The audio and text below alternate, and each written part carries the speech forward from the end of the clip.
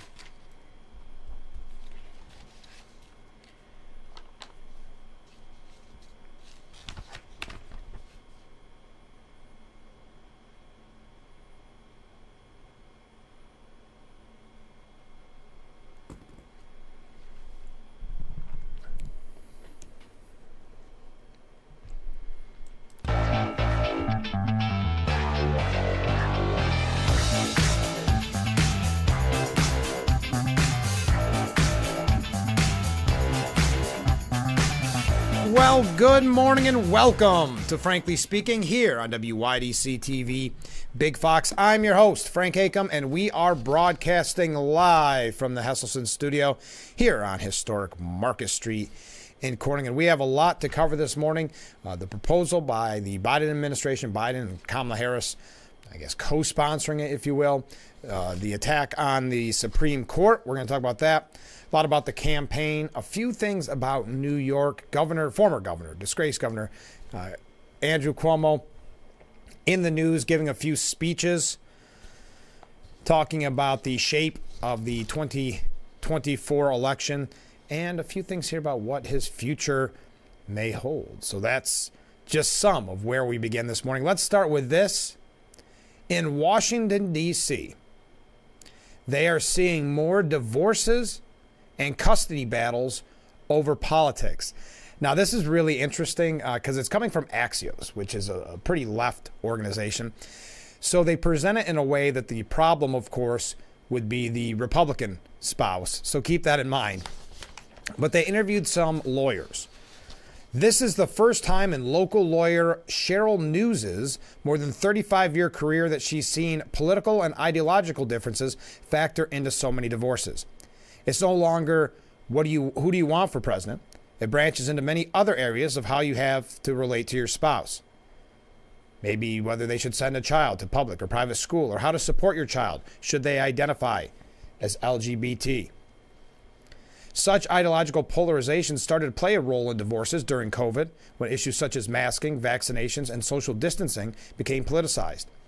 And in the years since, It has only gotten worse. In many of these cases, one party is perceived to become more extreme in their political beliefs. And I'm not going to go through all this, but it's always, again, the Republicans' fault, according to Axios. But these kind of divides are also playing a big role in custody battles, and some clients are even going back to court to modify existing custody agreements because they think the other parent's views have become too extreme. In some of Markham's, I don't know what Markham's first name is, Jessica Markham, some of her cases, apparent social media posts, such as those including anti-immigrant and extreme pro-gun stances and fake news and conspiracy theories, have been used as evidence that they're perhaps not fit to have custody. I could see a Washington judge siding with the more liberal of the parents. She also has a case in which one parent was going to so many protests and rallies that the other parent felt that they had abandoned the family. So Washington, D.C., not just D.C., I'm sure throughout the country, because we are clearly divided, as you see in the reporting and you see in the anger on the streets. Hey, speaking, because that piece, I don't know why I started with that, but speaking of COVID, as that article mentioned, did you see that Fauci is being accused of lying to Congress using a private email with Beaglegate journalist? A watchdog group is accusing Dr. Anthony Fauci of having lied to Congress last month when he claimed he never used private email to conduct official business, pointing to newly obtained records on the Beaglegate scandal, though his attorney has denied all wrongdoing.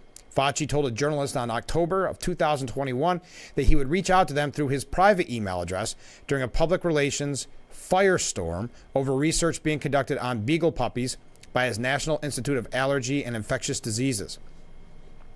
The controversial agency-funded research included the tormenting and killing of beagle puppies in Tunisia to learn more about parasitic disease.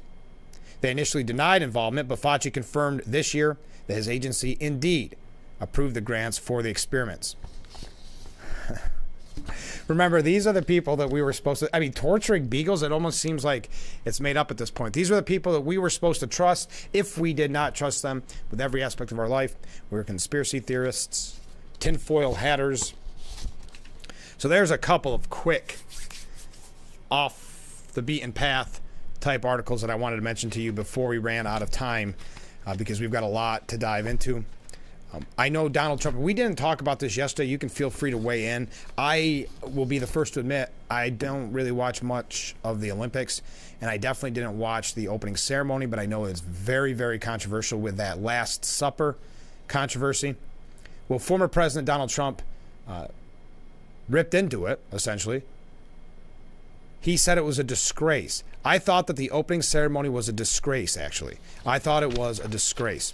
The scene in question featured drag performers and artists lined up at a table on either side of lesbian activist and French DJ Barbara Butch, who was adorned with a halo-like headpiece as the group floated on a boat. The ceremony's artistic director, Thomas Jolly, said he drew inspiration from Greek mythology. Okay, and not the famous biblical story. My wish isn't to be subversive, nor to mock or to shock, Jolly said. Most of all, I want to send a message of love, a message of inclusion, and not at all to divide. Now, I'm not sure what clips I've seen of that. I'm not sure how you believe this wouldn't be subversive or shocking, at least. I think mocking would be an appropriate word. But to twist it as if you are the bad guy for seeing any type of mocking in it or any type of shock value in it, because really all he was doing was trying to send a message of love, a message of inclusion, and not at all to divide. But Christians said the resemblance to Leonardo da Vinci's painting of Jesus' Last Supper with his 12 apostles was uncanny and frankly offensive. The French Catholic Church's Conference of Bishops quickly chastised the performance, saying this ceremony has unfortunately included scenes of derision and mockery of Christianity, which we very deeply deplore. Now, Trump was on the Ingram angle, Laura Ingram's show, and said, they could do certain things. I thought it was terrible. Look, I'm for everybody. I'm very open-minded. But I thought what they did was a disgrace. And then to try to say that it wasn't trying to mock or shock and make reference to the Last Supper is a bridge too far. You can't believe him at that point. House Speaker Mike Johnson claimed the Olympic celebration controversy was part of the war against Christian faith. Last night's mockery of the Last Supper was shocking and insulting to Christian people around the world who watched the opening ceremony of the Olympic Games. The war on our faith and traditional values knows no bounds today, but we know that truth and virtue will always prevail. Now, the Olympic organizers said they had no intention to disrespect anyone's religion and apologized to those who took offense. One of those type of apologies. Oh, we apologize if you took offense. Clearly, there was never an intention to show disrespect to any religious group. That's the statement. How is that clear? Let's reread that. Clearly, there was never an intention to show disrespect to any religious group. At what point does that become clear? If you even look at the photo of it and not watch the whole video, you know exactly what they were trying to do. They were going for the shock value. They got what they wanted, but maybe a little bit too much. On the contrary, I think with Thomas Jolly, we really did try to celebrate community tolerance, spokesperson Ann DeScamp said. Looking at the results of the polls that we shared, we believe that this ambition was achieved. If people have taken any offense, we are, of course, really, really sorry. All right, so that was just a quick update on a story we did not get to yesterday, but nonetheless worth mentioning. So today we do not have a Student Senior Services Fund section of our program because I want to have a little time to catch up. Yesterday with 2 interviews. Tomorrow we'll be talking to representatives from the Chemung County Fair.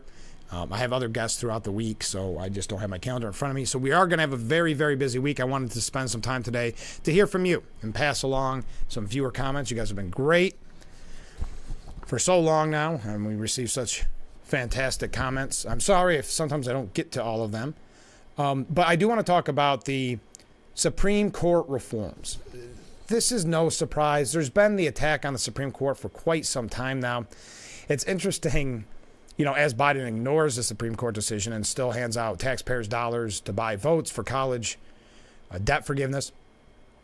It's interesting that they're still trying to take up the mantle of protecting democracy, right?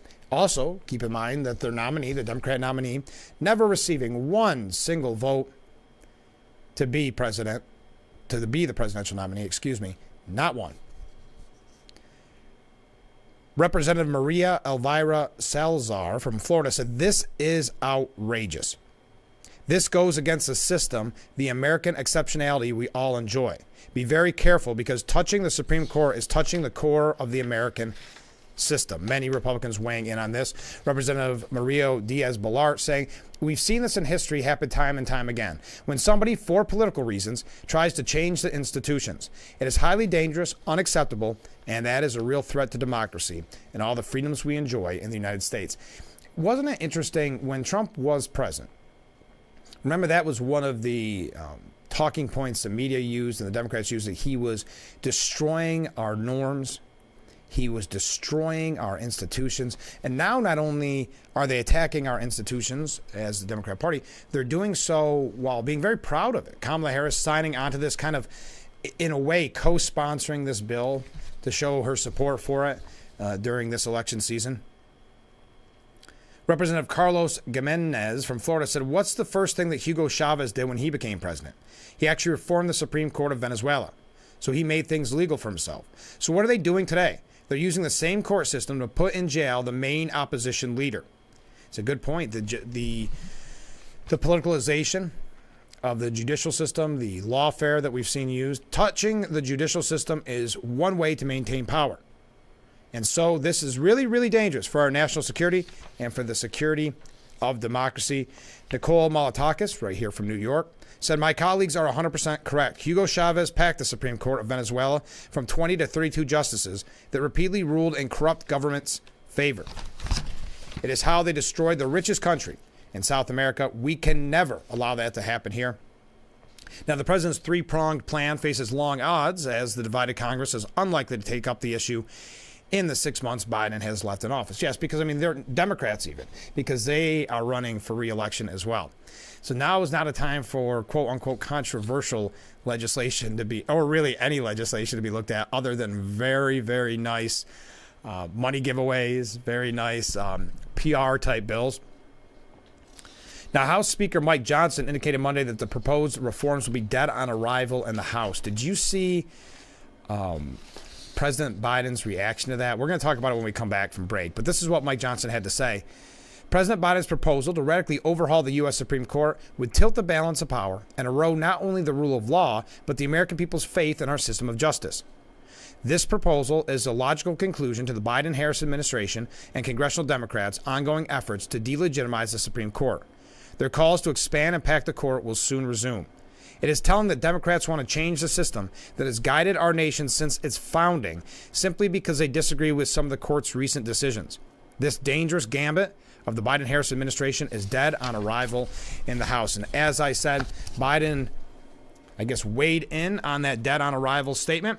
We're going to talk about it when we come back. We are just getting started on this Tuesday edition of Frankly Speaking. It is 6:12. Stay with us.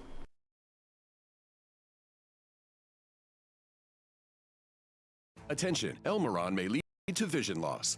If you have suffered vision problems after taking Elmeron to treat bladder pain, call the Hearn Law Firm.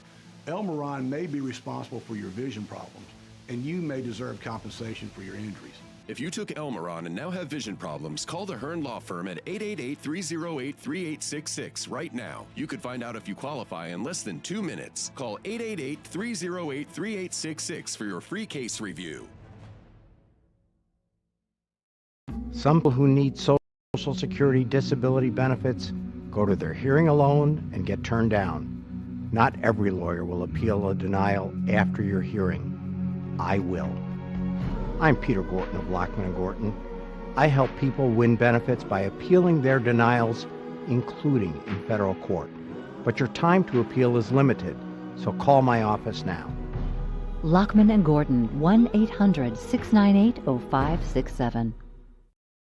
Drivers change lanes very fast, but with no outside mirrors. How come they don't crash? Introducing Angel View, the new wide-angle mirror that reduces blind spots. Angel View simply snaps over your car's rear view mirror, giving you a 160-degree view behind you. Ordinary rear view mirrors are small and flat, but Angel View has a huge mirror with curved glass. This convex shape allows you to see both blind spots with one glance. And with our Pro Edition special coating, it's anti-glare at night. Get your Angel View now for just $19.99 through this special offer. But wait, this may be your last chance to get Angel View at this low price. There is a strict limit of 2 Angel Views per order while supplies last. Order now.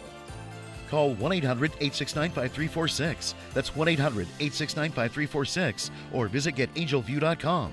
So call 1-800-869-5346 now.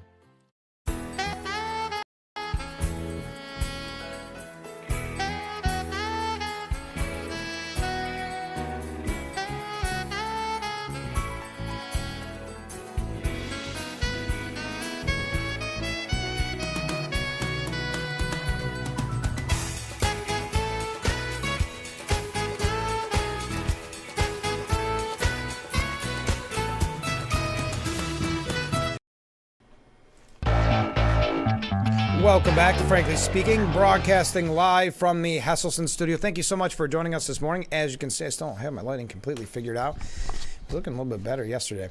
Thank you for everyone sending in tips on how to improve the lighting. We're trying our hardest. It's something I think to do with the time of year and where the placement is, as the sun rises type thing. But I have no idea. So Speaker Johnson said the Supreme Court reform, quote unquote reform, is dead on arrival. So a reporter asked Biden, as he arrived in Austin, Texas on Monday, if he'd respond to Mike Johnson saying it was dead on arrival. Mr. President, House Speaker Johnson says your Supreme Court reform is dead on arrival. What's your reaction, sir? Biden said, who said that? You got to make sure it wasn't a Democrat. Speaker Johnson said it's dead on arrival. The president then responded, I think that's what he is. When the journalist asked for clarification, Biden doubled down, saying that he is dead on arrival. Then the president vowed that he was going to figure out a way to get the proposal of these radical changes to the Supreme Court passed. Now, around an hour later, Biden clarified his remarks, saying the Republican Speaker of the House said, whatever he proposes is dead on arrival. I think his thinking is dead on arrival. Now, many people weighing in on this. I know it's awkward. It's a typical Biden thing, especially now after we saw the debate and we saw how bad it's actually getting. It comes as no surprise. But many people calling out the hypocrisy in this. Put Trump in a bullseye has pivoted to the faux Supreme Court or the president saying House Speaker Johnson is dead on arrival. But J.D. Vance is weird. And that's, if we talked about this yesterday, I think we talked about it last week as well. For whatever reason, that's Harris's kind of campaign talking point. Everybody's weird. Trump's weird. Vance is weird. And we told you that that was going to happen early on because there was kind of breaking behind the scenes that was what they were going to use as soon as Vance was nominated.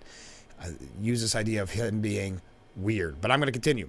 Red State writer Bonchi wrote, imagine if Donald Trump said Kamala Harris was dead on arrival and then said the same thing when pressed for clarification. Jake Tapper would be hyperventilating right now. The Federalist senior legal correspondent, Margaret Cleveland, commented, our commander-in-chief just threatened to take out the Speaker of the House. It is unbelievable. Now, the Biden-Harris plan to kind of wreck the Supreme Court is, as the New York Post put it, the real threat to America's democratic system. Democrats just revealed their true, sick political nature with their cynical push to remake the Supreme Court. Indeed, they showed just how far they're willing to go to take down Donald Trump and win an election. And it's no surprise because we've seen the legalization of the justice system, or the politicalization of the justice system, going after Trump, trying to keep him from even running for president. Take a few steps before that, they tried to keep him off the ballot. This should come as no surprise. And they're so proud of it. As I said, Harris wants her name attached to it, so she gets credit in this election year. They are the real threat to democracy and America's political system. The plan, rolled out by President Biden and Vice President Kamala Harris, would impose 18-year term limits on justices, essentially a plan to pack the court with liberals. They subject justices to a code of conduct you can bet will be used similarly against justices they dislike.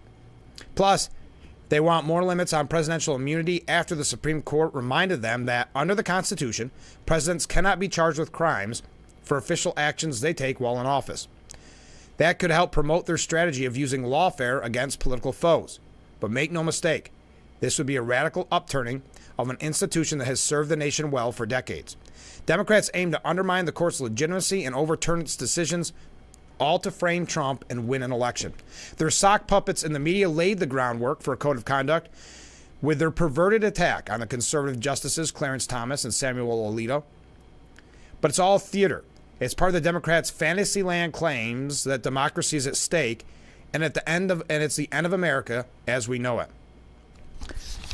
How can we know? Because Biden himself once opposed court packing. Because the idea for term limits has come up only now, with conservatives holding a majority of the court's 9 seats. Indeed, Democrats were quite happy with lifetime appointments when left-leaning justices like Ruth Bader Ginsburg were in the majority. Also, because there's no actual problem here this plan aims to fix, other than Democrats not getting their way on key issues. Rather, the nation's high court is functioning not only as it was meant to function, but in precisely the way you'd want it to function, i.e., not an extension of the political system, but as an independent branch of government that puts a check on other branches. Under Biden-Harris, the court would no longer be an apolitical arbiter that judges issues, like the constitutionality of laws, say, and the limits of congressional and executive branch power based on the merits. But here's the kicker. Democrats know none of this is going to happen. And that doesn't matter. They'll just blame those evil Republicans for blocking reform. And that's why you notice the media is using the term reform. Let's face it, the idea of subverting an independent body to the will of politicians is precisely what voters should be worried about. It would destroy a political system that has long served America well. Democrats may be right that democracy is at risk this year, but that risk is coming from them. We have Jonathan Turley, who I really enjoy hearing from Jonathan Turley when it comes to legal issues, especially when lawfare was used against the former president. Each of those court dates, hearing from him. He has a very interesting piece saying that Joe Biden tries to sacrifice the Supreme Court, not for democracy, but for the far left. We're going to talk about that, weigh in on it. And again, all of this is really for naught. You know it's not going to get through. That's what makes this even more troubling.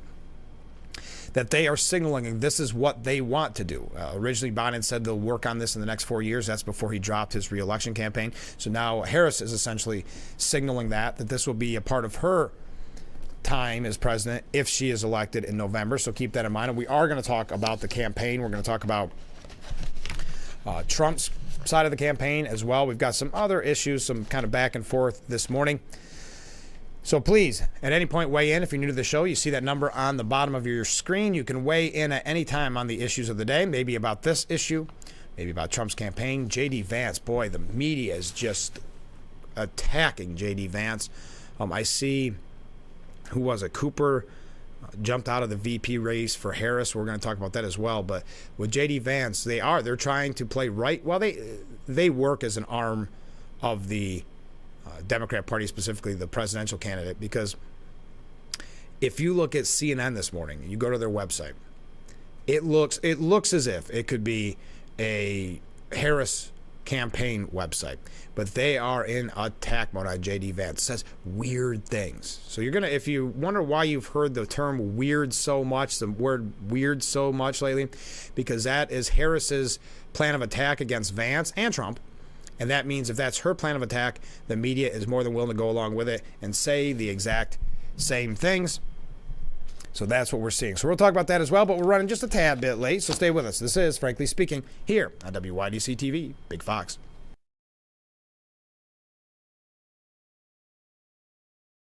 Isn't your wellness important? Don't you want more energy? Now's the best time to make every day better and relieve those achy muscles and pains than with the Hesselson's Hot Tub. Hesselson's has hot tubs in stock and available for immediate delivery with unbelievable savings. Hesselson's offers 0% interest-free financing for up to 5 full years. Hesselson's carries the only hot tub brand in the industry with the exclusive freshwater salt system that is eco-friendly and easy to use and only enhances your hot tubbing experience. Come in today and see why your next hot tub should be a Hesselson's hot tub. And remember, it's always fun to poke in the corners at Hesselson's.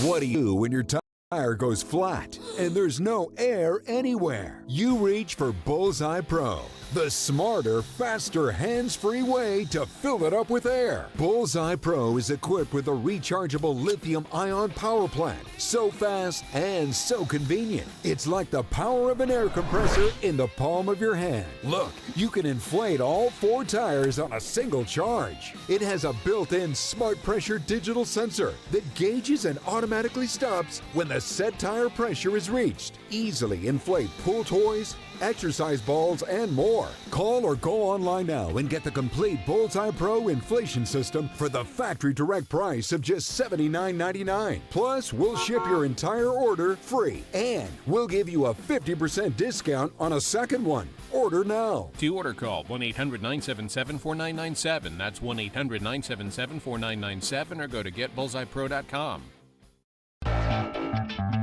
Welcome to Frankly Speaking, talking to the people that affect your life, that affect all of our day-to-day lives. This is something you're not going to get anywhere else. We've got a lot to offer. There'll be a lot of news, local, regional, national, really the things that affect you. And I think you'll be glad that you tuned in. So think of it as radio on TV.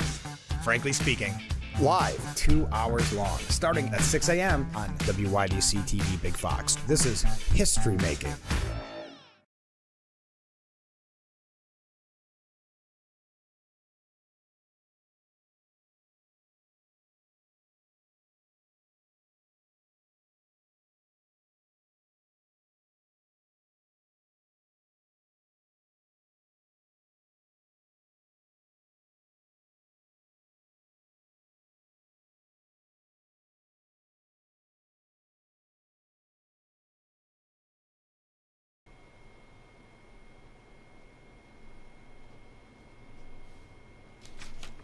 And we are back with Frankly Speaking, broadcasting live from the Hesselson studio. Thank you so much for joining us. We were talking about the Supreme Court, quote-unquote, reform, as the media is calling it, that Biden is proposing. Jonathan Turley, I like Jonathan Turley a lot. He's a Fox News contributor and the Shapiro Professor of Public Interest Law at George Washington University. He says, President and Supreme Court Chief Justice William Howard Taft once said, presidents come and go, but the Supreme Court goes on forever. But not if Joe Biden has his way. Indeed, both the president and court, as we know it, could be gone. In a failed attempt to save his nomination, Biden offered to reform the court by imposing an 18-year term limit that, of course, would quickly go after the three most senior conservative justices. With only 6 months left in his presidency, Biden's efforts are likely to fail, but this gives Harris an opportunity, if she wins her administration, to seek the changes and to seek changing the court as we know it forever. For more, and this is why I like Jonathan Turley so much, he highlights something here that I think is very important to take away. For more than 50 years, Biden staunchly refused to play politics with the Supreme Court. For a politician who has long been criticized for changing positions with the polls on issues from abortion to criminal justice to gun rights, the court was one of the very few areas of true principle for Biden.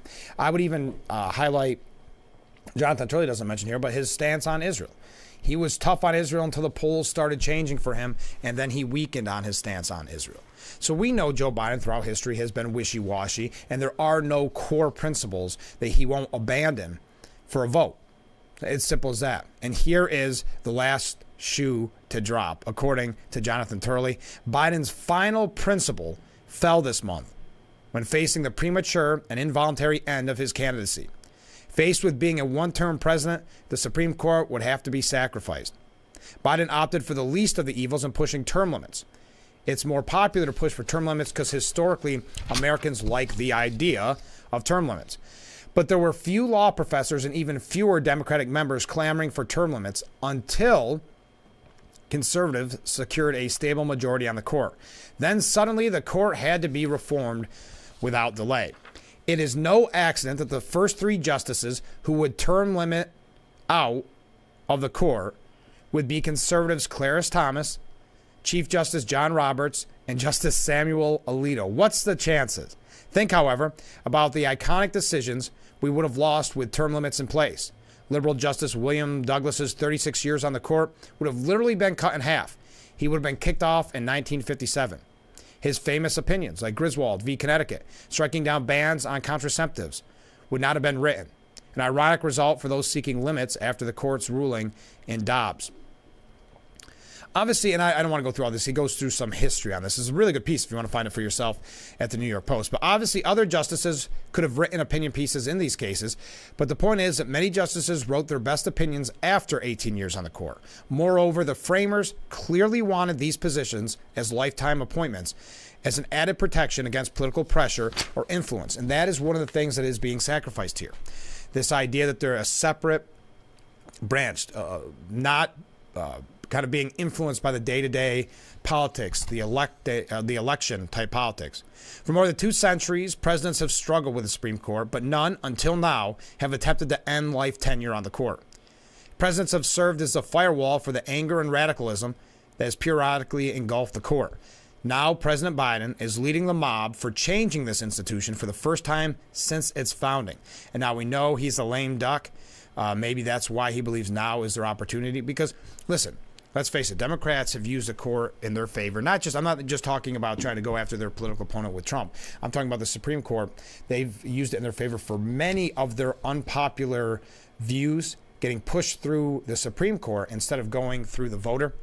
So they want that back. They were happy when they had the majority. They don't like it when things don't go in their favor, as we're seeing.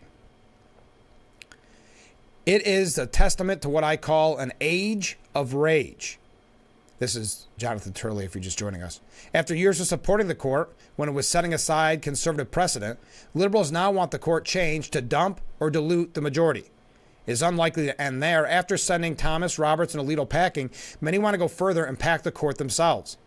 Democrat leaders such as Elizabeth Warren have called for outright court packing, a proposal that Vice President Harris has suggested she may support. Keep that in mind. Where Biden is a political opportunist in belatedly joining this movement, Harris is a true believer from the far left. If she is elected, the Congress is still likely to be closely divided. That will only increase pressure to convert the court into an alternative avenue for social and political reform.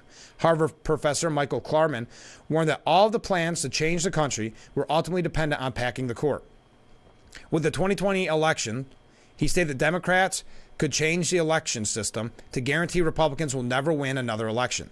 Notably, if Biden were to seek this change as a legislative matter without a constitutional amendment, future Congresses could short terms even further, from 18 to, let's say, 8 years or even less. In his speech, Biden declared that he wanted the membership of the court changed with greater regularity. If Congress has this authority, it could change the occupants of the court faster than a South Beach timeshare condo, says Jonathan Turley. That is clearly the opposite of what the framers intended. But Biden insists that these times are different, and democracy will only be safeguarded by attacking one of our core stabilizing institutions. And I know many people have said this. This obviously is not my line. Many viewers have said it that send in their comments. They are threatening democracy. They are destroying democracy, all in the name of saving it, is what they're telling us. They're trying to keep Trump from even being able to run. That is how dangerous it's gotten. So yes, they are the ones talking about protecting and saving democracy, all while destroying it. According to the Washington Post, the president made his pledge in a Zoom call to the left-wing Congressional Progressive Caucus, chaired by Pramila Jayapal and co-chaired by Ilhan Omar. It did not succeed in resuscitating his candidacy. The pledge will be dead on arrival with Congress. What is left is a King Lear-like tragedy of a presidency, betrayed by those closest to him and wandering the land for continued relevance. History will show a pitiful figure who offered up the court as the cost of staying in power, only to lose his candidacy and his legacy. That's from Jonathan Turley. I thought it was a fantastic piece. I cut out quite a bit of it so you can find it for yourself at the New York Post.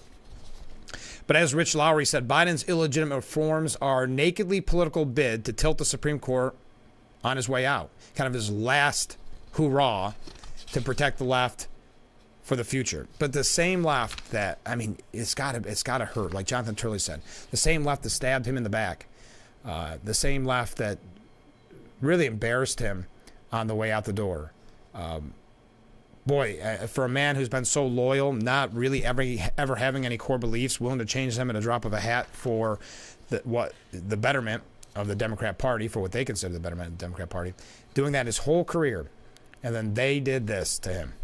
It has got to be tough. We've got a few other things on this. I know the Supreme Court isn't always the sexiest topic, but this is very, very important, and the precedent that's being set is, frankly, terrifying. So we'll talk about that when we come back. Update you even more, so stay with us.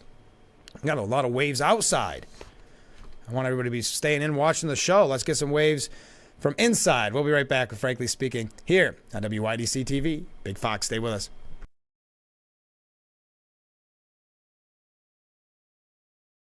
Have you been unable to work for over a year due to a mental or physical disability? Were you recently denied Social Security disability benefits? Great news. You may be eligible for money, back pay, relief.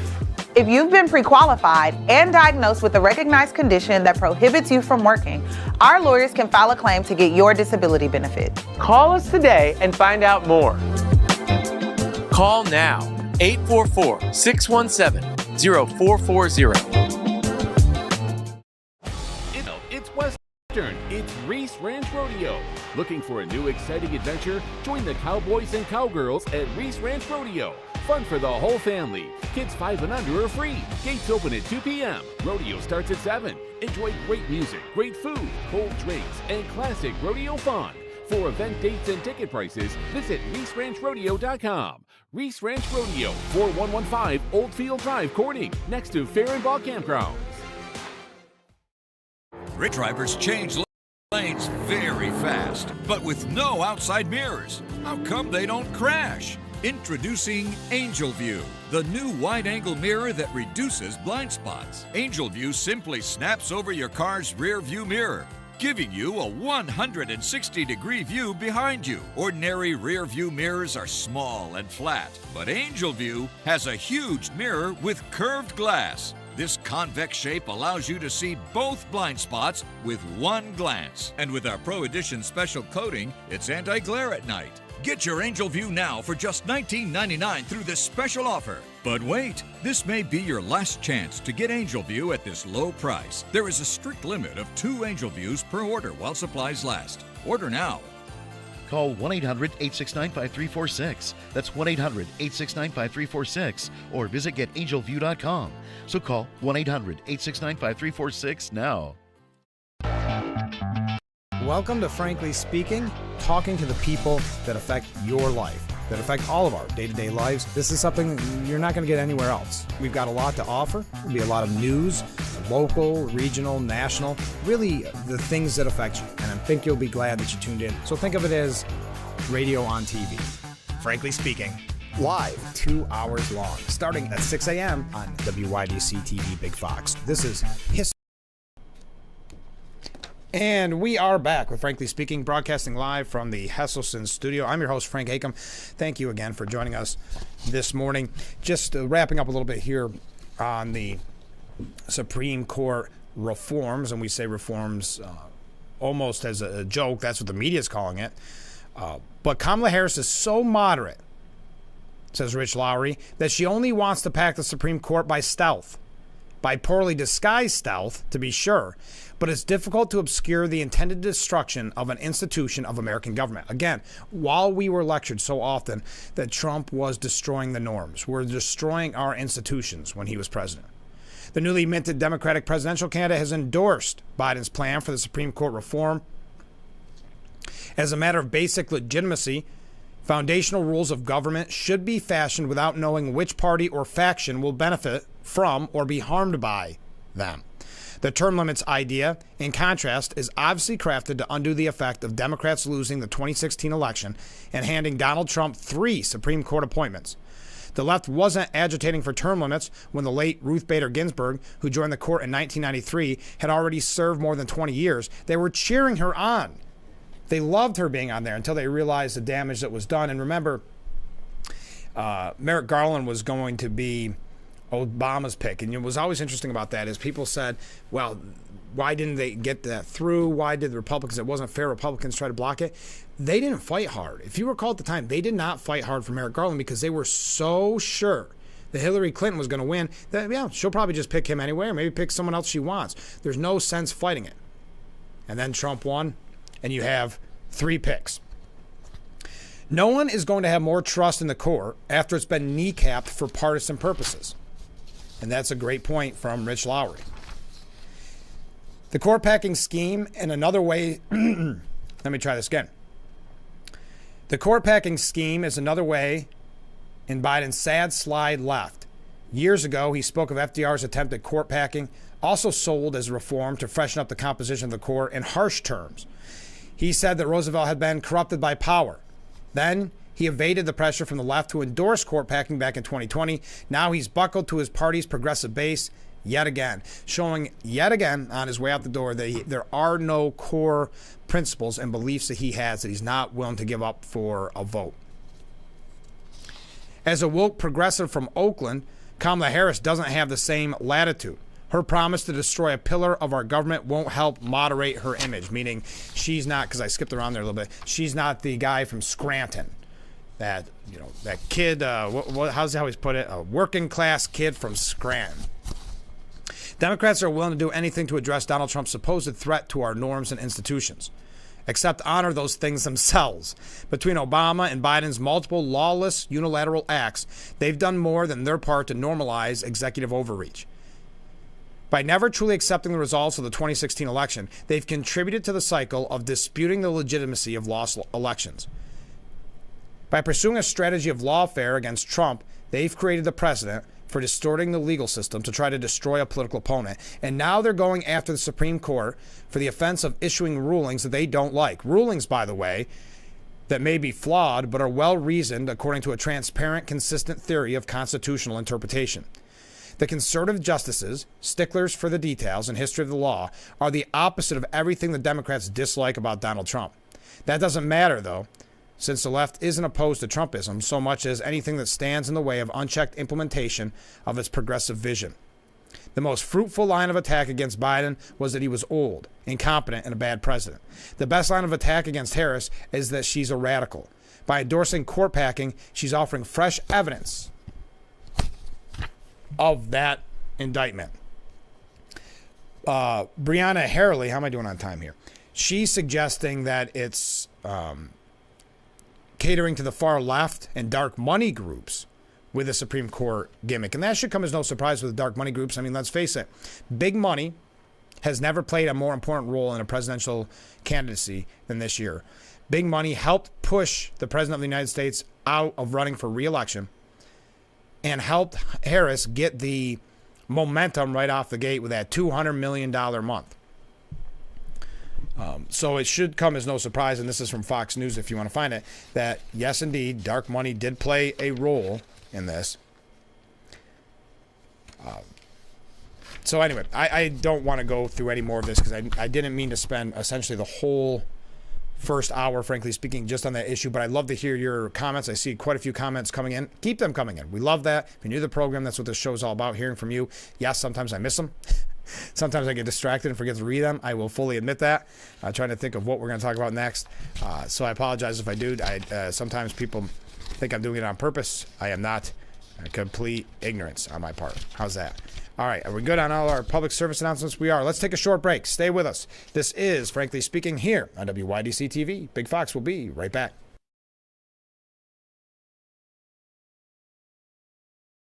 Attention, Elmeron may lead to vision loss. If you have suffered vision problems after taking Elmeron to treat bladder pain, call the Hearn Law Firm. Elmeron may be responsible for your vision problems, and you may deserve compensation for your injuries. If you took Elmeron and now have vision problems, call the Hearn Law Firm at 888-308-3866 right now. You could find out if you qualify in less than 2 minutes. Call 888-308-3866 for your free case review. Isn't your most important? Don't you want more energy? Now is the best time to make every day better and relieve those achy muscles and pains than with the Hesselson's Hot Tub. Hesselson's has hot tubs in stock and available for immediate delivery with unbelievable savings. Hesselson's offers 0% interest-free financing for up to 5 full years. Hesselson's carries the only hot tub brand in the industry with the exclusive freshwater salt system that is eco-friendly and easy to use and only enhances your hot tubbing experience. Come in today and see why your next hot tub should be a Hesselson's hot tub. And remember, it's always fun to poke in the corners at Hesselson's. The Oak Boys American-made farewell tour. Celebrating 50-plus years of touring. The legendary Oak Ridge Boys. August 1st, the Chemung County Fair. Reserve seats on sale now at ChemungCountyFair.com or the Fair box office. The Oak Ridge Boys American-made farewell tour. And we are back with Frankly Speaking, broadcasting live from the Hesselson studio here on Marcus Recording. We got some great comments coming in from viewers. First one, we are witnessing the death of democracy by the hands of those with the phrase ironically in their name. Democrats and democracy are quickly becoming totally unrelated. Thank you, viewer. Another viewer, it's obvious to the world what the Democrats are doing here. They represent their radical agenda and do not represent the people. And this is and if you're just joining us, we're talking about the supposed Supreme Court reform that Biden and Harris are pushing. Harris proudly pushing it, becoming a part of that campaign. There's no way, as the one piece said, you'll lose faith in a system that has been kneecapped by partisan politics. And that's exactly what they want here. They want to go back to a time when they had the control over the court so they could get through their unpopular agenda, which they did so often. Another comment from a viewer. This is off topic for today's conversation. That's okay. We're just getting away from that topic. So this is perfect time, Ken. I heard again that the Democrats say Trump isn't going to work on revisions to Social Security to save the program, which made me think.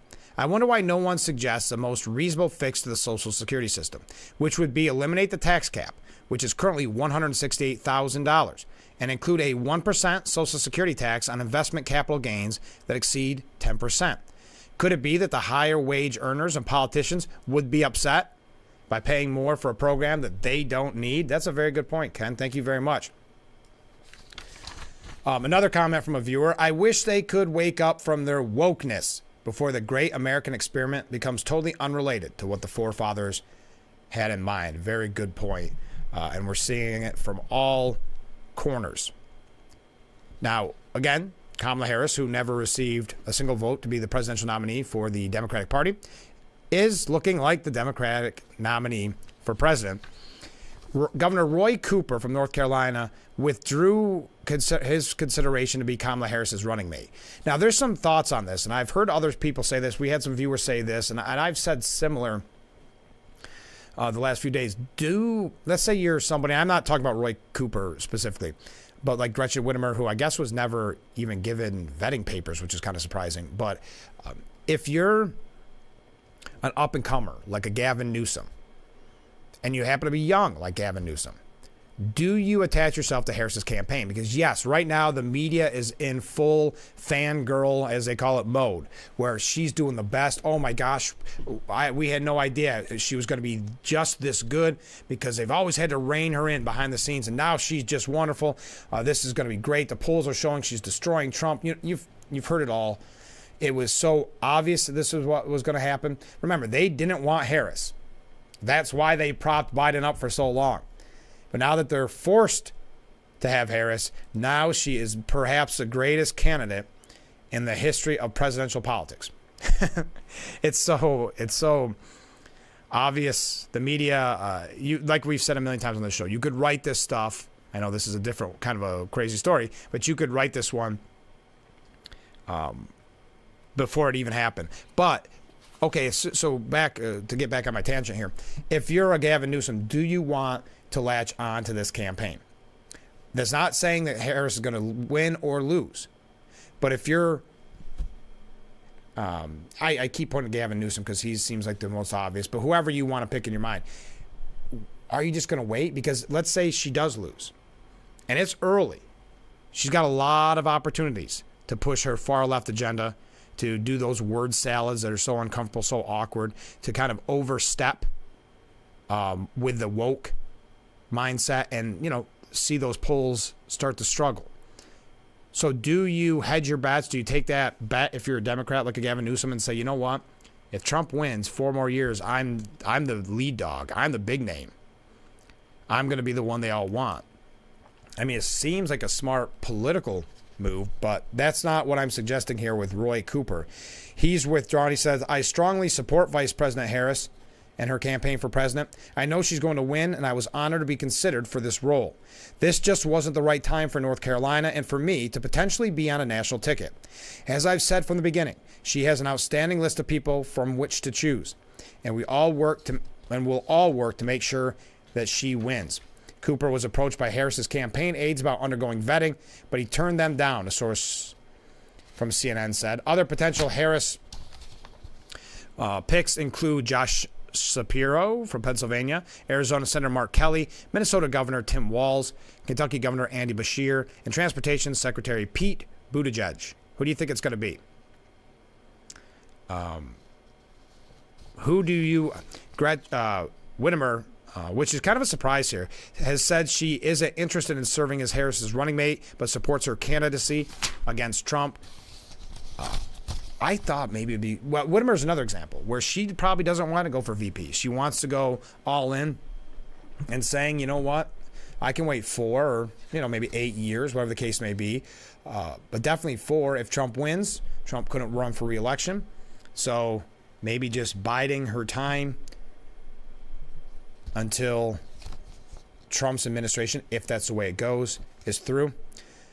But I was definitely surprised by Whitmer. I thought for sure she wanted the gig. But that's now Roy Cooper and Whitmer are both out. So that narrows down that pool.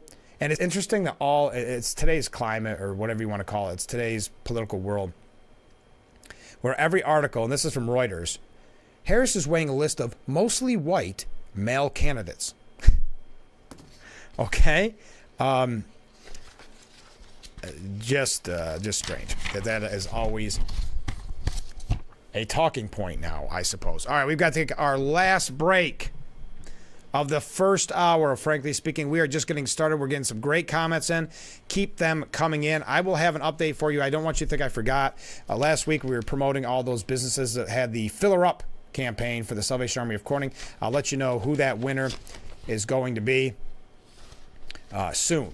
I just put out an email and asked for the final tally. So we'll get that info to you as soon as we can, and we'll thank all those sponsors of the Filler Up campaign for the Salvation Army of Corning when I get that announcement. All right, let's take that break. We'll be right back with Frankly Speaking here on WYDC TV. Big Fox, please stay with us.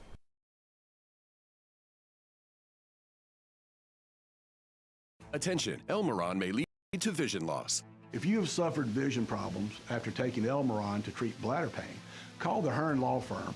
Elmeron may be responsible for your vision problems, and you may deserve compensation for your injuries.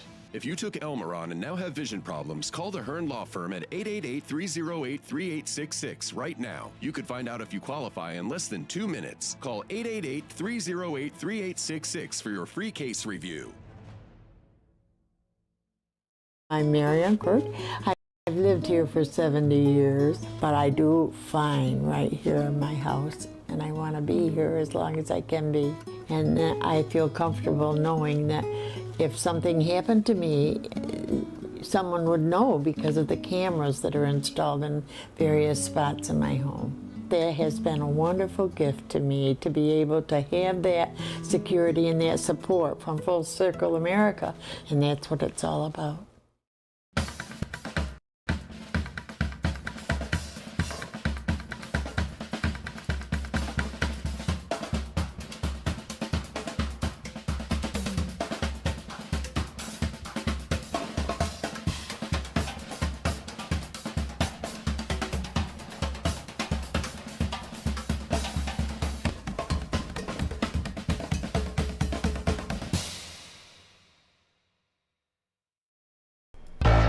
And we are back with Frankly Speaking, wrapping up our number one. Hard to believe how fast this program goes. As someone said yesterday, we do need 3 hours, but I'm happy with 2.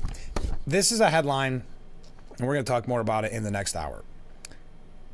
I don't think you would see a headline like this, and I'll explain in just a second, in Trump's favor. So this is from the Wall Street Journal. Harris puts abortion, a weakness for Trump, at center of campaign. In contrast with Biden, who was reluctant to say the word abortion, Harris has campaigned aggressively on it. So let's say the Wall Street Journal wants to write about Trump. Would you ever see a scenario where it would say Trump puts the open border, a weakness for Harris, as center of campaign? They never admit there's any kind of weakness in a Democrat candidate. Kamala Harris is making abortion rights central to her candidacy for president as Republicans struggle to articulate a winning message on the issue. In contrast with President Biden, who was reluctant to say the word, the vice president has campaigned aggressively on it since the 2022 Supreme Court ruling. After locking up the support to be the Democrat nominee, Harris's campaign launched a blitz of abortion-related campaign activities on Monday, including events hosted by Second Gentleman Doug Emhoff and advocates. The campaign also released a video with the vice president condemning a new abortion law in Iowa, hoping to energize women and independent voters with her promise to protect abortion rights. Now, there's a piece, I think there's 2 pieces from the New York Post this morning that talk about Trump and his need to woo women voters and how he can do so. We may get a chance to talk about that. We've got a couple things here. Talk about just the campaign in general in the next hour. As I mentioned, if we have an opportunity, we're going to try to tell you about Andrew Cuomo, but not long. Don't worry. Just an update on Andrew Cuomo. Thank you for the comments coming in. We'll read those. I've got a couple comments here. We'll read those at the top of the hour as we wrap up this hour of Frankly Speaking. Boy, time goes fast. Yes, we do have... Well, Cuomo, they asked the question, what will Andrew Cuomo do next? And I'll pose that question for you. What do you think Andrew Cuomo's next step is? Also, do you have, in gambling terms, a favorite for vice president for Harris? I'm not saying favorite as in, oh, I really like this person, I'm going to vote for them or not. I'm not saying your voting stance. Do you have someone that you've heard on the short list that you think will ultimately be the candidate? I really thought Whitmer would have been on the short list, but then we find out she wasn't even asked to go through the vetting process. I don't know why. Something makes me think Buttigieg, but he has not been doing a good job in his role in transportation, so like disastrously bad, so I'm not really sure how that plays into it. I don't know much about Shapiro in Pennsylvania, just what we know being so close to the border. So who are your thoughts? I'm not saying who would you like to see as her VP nod. Who do you think the favorite is right now? Again, I guess we just have to assume. No, it doesn't look like anybody's going to change their mind now that Obama's endorsed her. She, after receiving 0 votes to be the nominee for the Democrat Party for president, she is now the Democrat nominee for president, not receiving a single vote. But the Democrat elites, which must just get so frustrating if you're a Democrat. I would love to, and if you are a Democrat, I know we've got a lot of Democrats that watch the show. If you're a Democrat, what do you think about that? Does that bother you that at the end of the day, the elites just pick your candidate for you, just like they did with Hillary over Bernie? Or is it, and I would tend to, and I don't want to put words in anybody's mouth, but I would tend to think it's just as long as it's not Trump. So yeah, you didn't like the way the system played out this time, but well.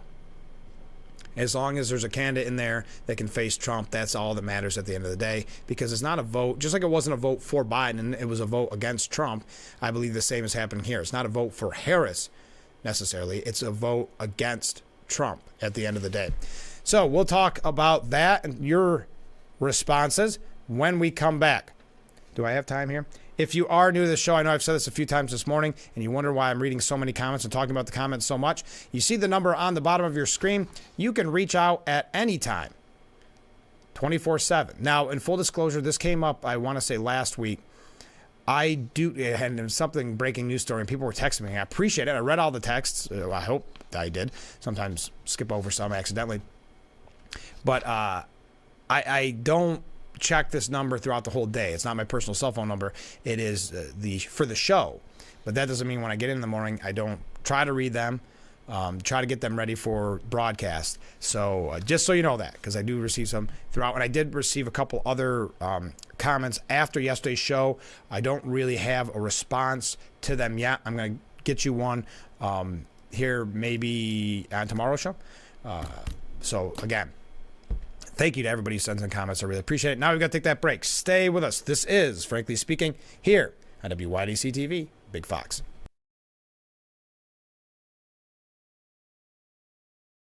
Isn't your wellness important?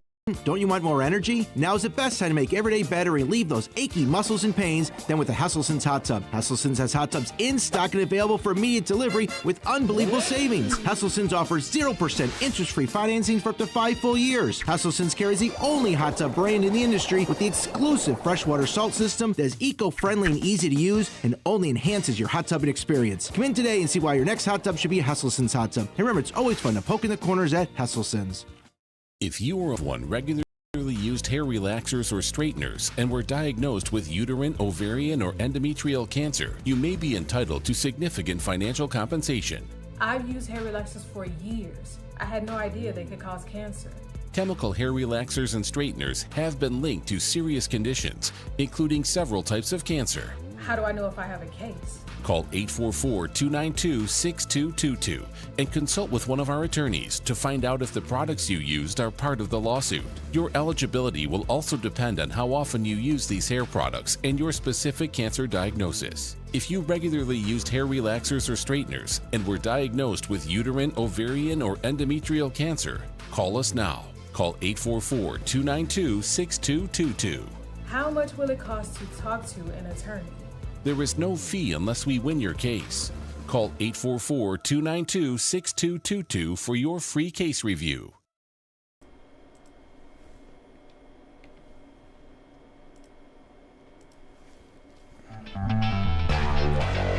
Hour number 2 of Frankly Speaking here on WYDC TV.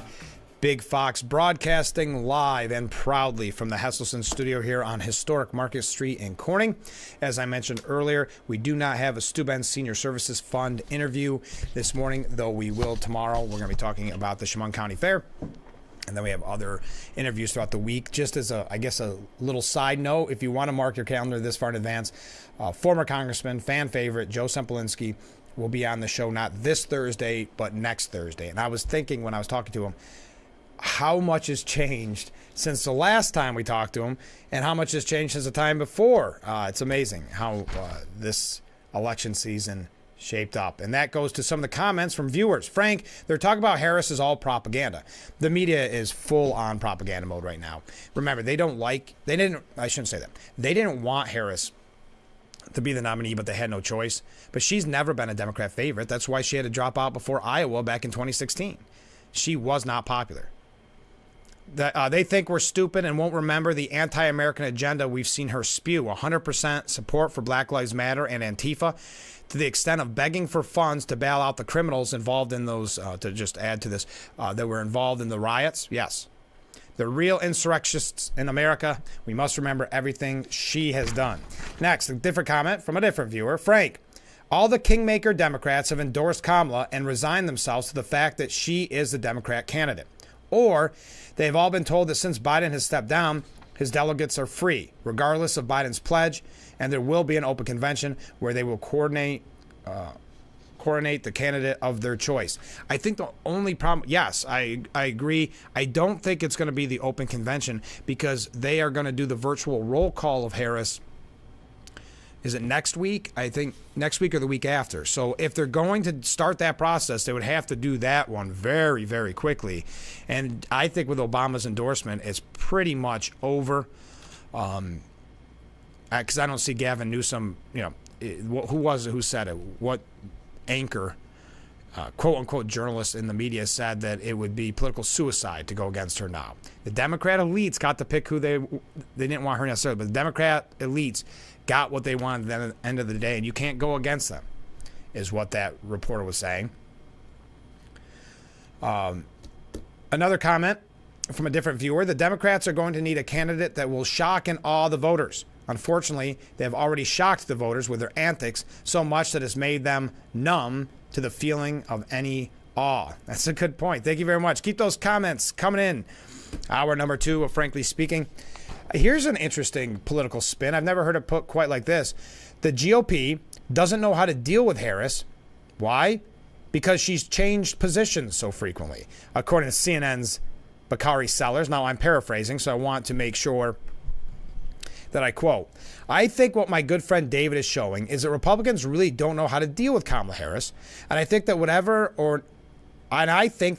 or not she chooses Governor Josh Shapiro or Senator Mark Kelly, whether or not she chooses any of the other individuals, we will see a campaign that has reset itself. She came out and said she was against an all-out ban on fracking. I think most people in Pennsylvania will hear that. I will leave the Pennsylvania politics to David, but I will say is that Senator Bob Casey is up in Pennsylvania by double digits right now. Kamala Harris's favorability in Pennsylvania is greater than that of Donald Trump. But there is a long way to go. She still is an underdog. And one of the things we don't have to focus on the history of who Kamala Harris is, and don't have to talk about that. We don't have to talk about these specific things. We have to tell people what she's going to do for them and the difference and why people should vote for Kamala Harris and not against Donald Trump. I don't think the Republicans are prepared for it because if they were, they wouldn't have waited 8 days to figure out how to deal with her. And still, David is throwing things against the wall, hoping they work. So the GOP, essentially what Sellers is saying at CNN, is that the GOP is struggling to go after Harris because she's changed her positions. So flip-flop is what used to be called, and that cost John Kerry, perhaps the White House. The New York Times is reporting that the vice president's advocacy for far-left policies on the 2019 campaign trail could imperil her 2024 bid. I just realized earlier, I didn't say 2016 she ran. I knew it was 2020. Anyway, 2019. Just days into her candidacy after President Joe Biden was reportedly forced out as a presumptive Democrat nominee, Republicans have shown they are ready for Harris's candidacy. As Times reporter Reed Espin noted, several videos and policy visions that Harris, who has been elected official since 2004, espoused in her last bid for the presidency, have already come back to, quote, haunt her. For example, the pro-Trump super PAC, Make America Great Again, Inc., has wasted no time hammering Harris. Shortly after Biden bowed out of the race, the group put out an ad highlighting that Harris shares Biden's legacy as his vice president. It's also unleashed an ad going through her record, exposing her as dangerously liberal. And one thing I really hope that they focus on as well, and maybe this isn't as big, again, going back to what I'm saying, the Democrats are just happy with anybody but Trump, right? So they don't care who they have to vote. They'd vote for a ham sandwich before Donald Trump. So maybe they just don't care. But I can't imagine the American people are outraged, more so, that Harris was a part of this cover-up to keep a president of the United States in office and potentially run for re-election who obviously has this serious mental decline. So she was a part of the cover-up, part of the scandal that, again, the media just chooses to ignore, chooses to no longer focus on, because their laser-like focus right now is making sure Kamala Harris gets to the White House. The woman who received not a single vote from her own party to be the Democrat presidential nominee will now be running. And I think the virtual roll call, I want to say it's August 7th. But they've moved that thing around so often, it's hard to keep up with. So they're going to be using, because she does have a far left policy. That was one of the things that was said back in 2020 that and we know Biden kind of painted himself in the corner where he had to pick Harris. But we knew that her policies would be disastrous for the country. We've seen it. The far left policies she's a part of. James Carville was on PBS's firing line. And Margaret Hoover asked the question, what is the key for the vice president to sustain this excitement for her candidacy throughout the rest of the campaign?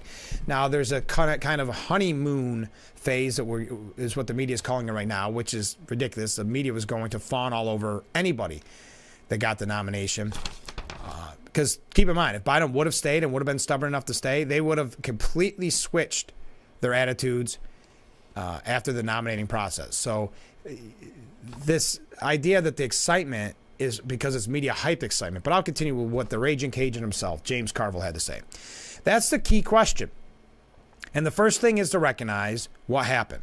What happened was that people wanted something different, and that she just projects the fact that she is, excited about the future. And there was no policy that anyone was pushing. There was no particular group that was behind this. It was just a general feeling that people wanted a different choice than Donald Trump and President Biden. And they got it. So he's trying to cover up for the Democrat elites who pushed this, the media who pushed this.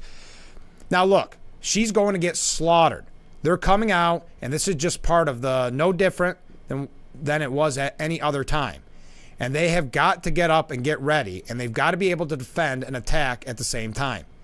And there's going to be a time of struggle, of definition, as to who Vice President Harris is. And we better be ready for that. So I've heard others say this, that there's this honeymoon phase where they believe, and remember, history proves this because Harris did this back in 2016 or 2020 for the 2020 race, which was actually technically 2019. But she starts her presidential campaign. They have the primary. They have the debate. Excuse me. They have the debate. So she's up on the stage and she attacks her now boss as a bigot, calling Biden a bigot. She gets all this fanfare for it, and wow, this is a strong woman. This is amazing. So she gains a couple points. She doesn't realize, for whatever reason, and you can't even necessarily blame her, but her campaign people, she doesn't see it coming a mile away that in the primary, every point matters, right? So if she gained 15 points because of that bigot line, someone wanted to gun for those 15 points to get them back. Whether it would be Biden, I think it was Tulsi Gabbard who ultimately got her with a really good dig. But she wasn't ready for the attack. She thought she even made a really cocky statement. I don't remember. It was one of those things where, hey, what does that candidate know? They're not even on the main stage as she was. So it was she started getting very self-assured, we'll put it that way, that she was a lock for the nominee. And then someone got after her, and then another, and then she had to drop out before Iowa. So if I'm reading between the lines of what Carville is saying here, James Carville, is that, yeah, there's this honeymoon stage right now where there's excitement because the media's really propping her up. You've got a lot of money, the big money donors coming in where she got all that money. But that's not going to last forever. And this is a shortened presidential campaign. Yes, it's not fair what they did to Trump, and when you think about the fact that he had campaigned against Biden all that time, spent all that money for not, but what's done is done. So he has a shortened campaign as well, which is only, about 4 months. So it is going to get down and dirty, and will they be ready for it? Carville says they better be ready for it, but will they be? That's the big question, because as I said, history shows that Harris was not prepared for it in the past. Kristen Fleming from CNN, I don't know if she attended. I had mentioned this to you yesterday, these Zoom rallies that the Harris campaign are holding. She said that the celebrity-led White Women for Kamala is cringy. We'll talk about that when we come back. I see some comments coming in. Stay with us. This is Frankly Speaking here on WYDC TV. Big Fox will be right back.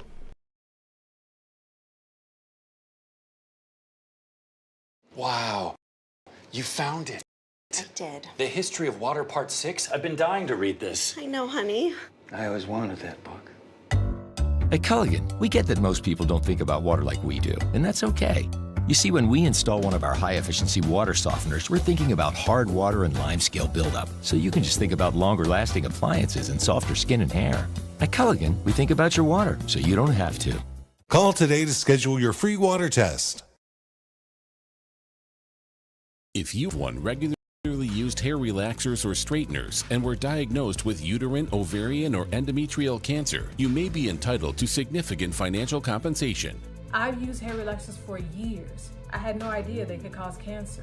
Chemical hair relaxers and straighteners have been linked to serious conditions, including several types of cancer. How do I know if I have a case? Call 844-292-6222 and consult with one of our attorneys to find out if the products you used are part of the lawsuit. Your eligibility will also depend on how often you use these hair products and your specific cancer diagnosis. If you regularly used hair relaxers or straighteners and were diagnosed with uterine, ovarian, or endometrial cancer, call us now. Call 844-292-6222.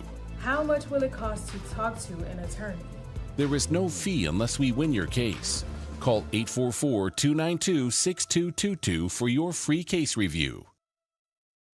What do you do when your tire goes flat and there's no air anywhere? You reach for Bullseye Pro, the smarter, faster, hands-free way to fill it up with air. Bullseye Pro is equipped with a rechargeable lithium-ion power plant. So fast and so convenient. It's like the power of an air compressor in the palm of your hand. Look, you can inflate all 4 tires on a single charge. It has a built-in smart pressure digital sensor that gauges and automatically stops when the set tire pressure is reached. Easily inflate pool toys, exercise balls, and more. Call or go online now and get the complete Bullseye Pro inflation system for the factory direct price of just $79.99. Plus, we'll ship your entire order free, and we'll give you a 50% discount on a second one. Order now. To order, call 1-800-977-4997. That's 1-800-977-4997, or go to GetBullseye.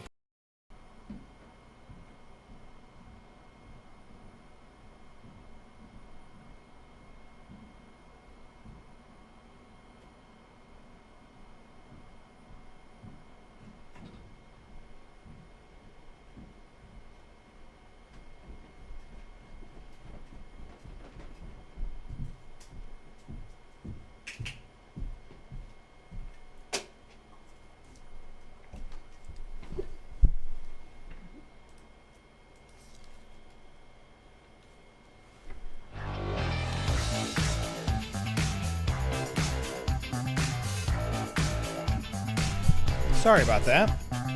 Took me a little bit longer to go grab my iced tea than I thought. Oh boy. Sorry, I missed. I will get to your comments here in a little bit. Like I said, I ran up to the fridge and I took the long way, apparently. Okay. I will read those comments after the next break. Welcome back. Enough of that. To Frankly Speaking here on WYDC TV, Big Fox. I'm your host, Frank Acom. So Kristen Fleming said, just when I thought the racialized madness of 2020 was floating away, that had been being destroyed by reason and sanity, it's back, and on Zoom no less, the medium of choice for the crazy COVID era. With a woman of color on the Democrat ticket, progressives have fallen back on their worst instincts. Performative allyship and race essentialism. Politics by segregation. Last week, Moms Demand Action founder Shannon Watts organized a massive Zoom meeting called White Women Answer the Call for Kamala Harris. on the call, which drew over 200,000 participants, reportedly raised $2 million, and has been dubbed the largest Zoom in history. Watts declared, with great humility, of course, white women, we have 100 days to help save the world. What a cringy statement. This is Kristen Fleming. I thought white saviors were bad. Hey, on the plus side, the left suddenly knows what a woman is again. Kristen Fleming letting it all out there. Now, this is something to keep in mind, though. These Zoom meetings are having an impact. There's different branches like that, white women. Then there was, I think, yesterday, white dudes for Harris. Author Glennon Doyle lectured. The singer Pink was there. The White Lotus actress Connie Britton spoke. In other words, gazillionaire elites with the luxury of telling other women, ones who may be worried about paying their grocery bills, that they should cede their personal interests in favor of their agenda. And I'm not going to go through all this because she actually watched it and talked about some of the things that were said, talking about the White Dudes for Harris rally on Monday, which comes with Pete Buttigieg and trucker cap merchandise. What happened to rugged individualism, she asked. What happened to thinking for yourself and freedom of thought, free from the boxes you check on a census form? The liberal women I grew up around made fun of Stepford wives, only to become an even more bizarre version of them. Bots programmed to speak in therapeutic language while performing guilt rituals in the name of virtue. Real people, men and women of all races and creeds, want intellectual rigor.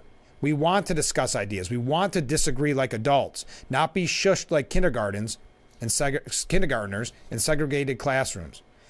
If this is the campaign, it doesn't bode well for a Harris presidency.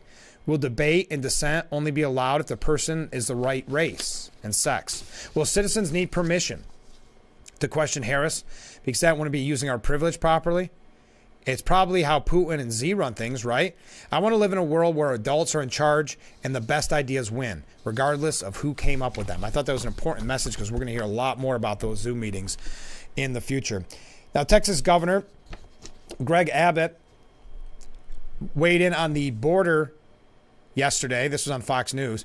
Everyone has seen the videotape where President Biden clearly assigned to Kamala Harris the responsibility to take care of the border. Yes, because the new talking point, if you're not familiar, if you didn't tune in yesterday, the media continues to push this idea that no, she wasn't the border czar. No, she wasn't in charge of the border. It's pathetic how quickly the media can show their bias and not in any way, shape, or form ashamed of that bias. Actually quite proud of it. If you look at the New York Times saying, we don't care about fairness. We will do anything to protect democracy from Trump. That means, in the meantime, destroying democracy with Supreme Court reform and so many other instances we could go through. Destroying democracy to save democracy. So Greg Abbott says that she has been an abject failure. Abbott said Harris has reached out to him 0 times, despite him governing a border state that is ground zero for illegal crossing. Abbott said the Biden-Harris administration has failed the American people, regardless of whether they call Harris the border czar or not. Regardless of whatever title they have, the president and the vice president have a primary duty. Their sacred duty is to protect the United States of America from terrorists. We don't know how many hundreds of thousands of terrorists are in our country because the Biden-Harris administration did not secure the border. Kamala is now running to be the president of the United States. Their job is to guard our national security when it concerns regarding national security. Kamala Harris has been an abject failure and has endangered Americans. If we have a 9/11 style attack, it's on the hands of Kamala Harris. Now, J.D. Vance, speaking of the border, J.D. Vance calls out Kamala Harris for praising a trans activist, but yet never reaching out to Laken Riley's family. Border czar Kamala Harris found the time to write a letter to Dylan Mulvaney. Now, Dylan Mulvaney was a part of that whole Bud Light debacle. Yet hasn't found any time to say even a single word about Laken Riley. I find it very, very weird that Kamala is so cold and heartless about the American kids dying because of her open border policies. Now, I know I got on a little bit of a tangent there, so let me finish my thought from a little bit before. If you're not aware, Axios is reporting that she was not the border czar. That was never her job. And all the reporters and journalists that reported that she was, they've been wrong this whole time. Right from day one, they've been wrong. But J.D. Vance has a good point here. That fine, call praising the trans activist, but never reaching out to Laken Riley's family. Kamala has given more attention to some, this is Donald Trump Jr., to some trans influencer than the Lake and Riley. Talk about weird priorities. That's another thing, if you didn't tune in early this morning, the new talking point, and I think maybe the Republicans are doing it a little bit too, but definitely the Democrats calling everybody weird. J.D. Vance is weird. Trump is weird. Kamala using the J.D. Vance weird line in a speech yesterday. We've got a few other things on this that we're going to get to. We are going to get away from Harris's campaign and talk about Trump's as well, so make sure that you stay tuned. Keep those comments coming in. I'll read them when I get back. Yeah, I think that covers everything. So stay with us. This is Frankly Speaking here on WYDC TV, Big Fox.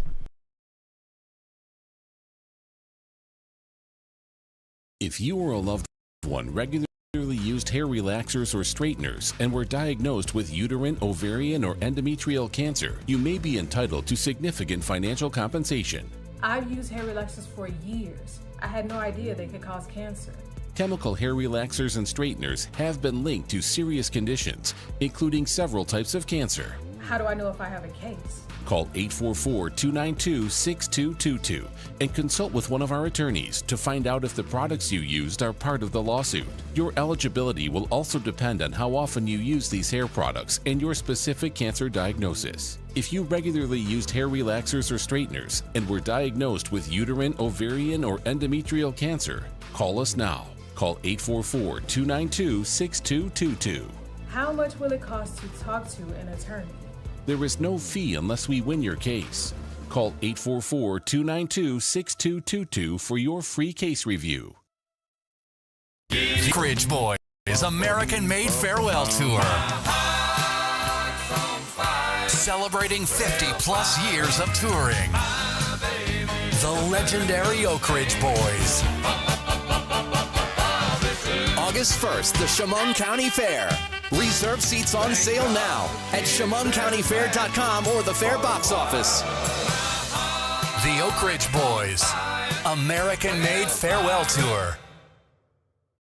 Great drivers change lanes very fast, but with no outside mirrors. How come they don't crash? Introducing Angel View, the new wide-angle mirror that reduces blind spots. Angel View simply snaps over your car's rear view mirror, giving you a 160-degree view behind you. Ordinary rear view mirrors are small and flat, but Angel View has a huge mirror with curved glass. This convex shape allows you to see both blind spots with one glance. And with our Pro Edition special coating, it's anti-glare at night. Get your Angel View now for just $19.99 through this special offer. But wait, this may be your last chance to get Angel View at this low price. There is a strict limit of 2 Angel Views per order while supplies last. Order now.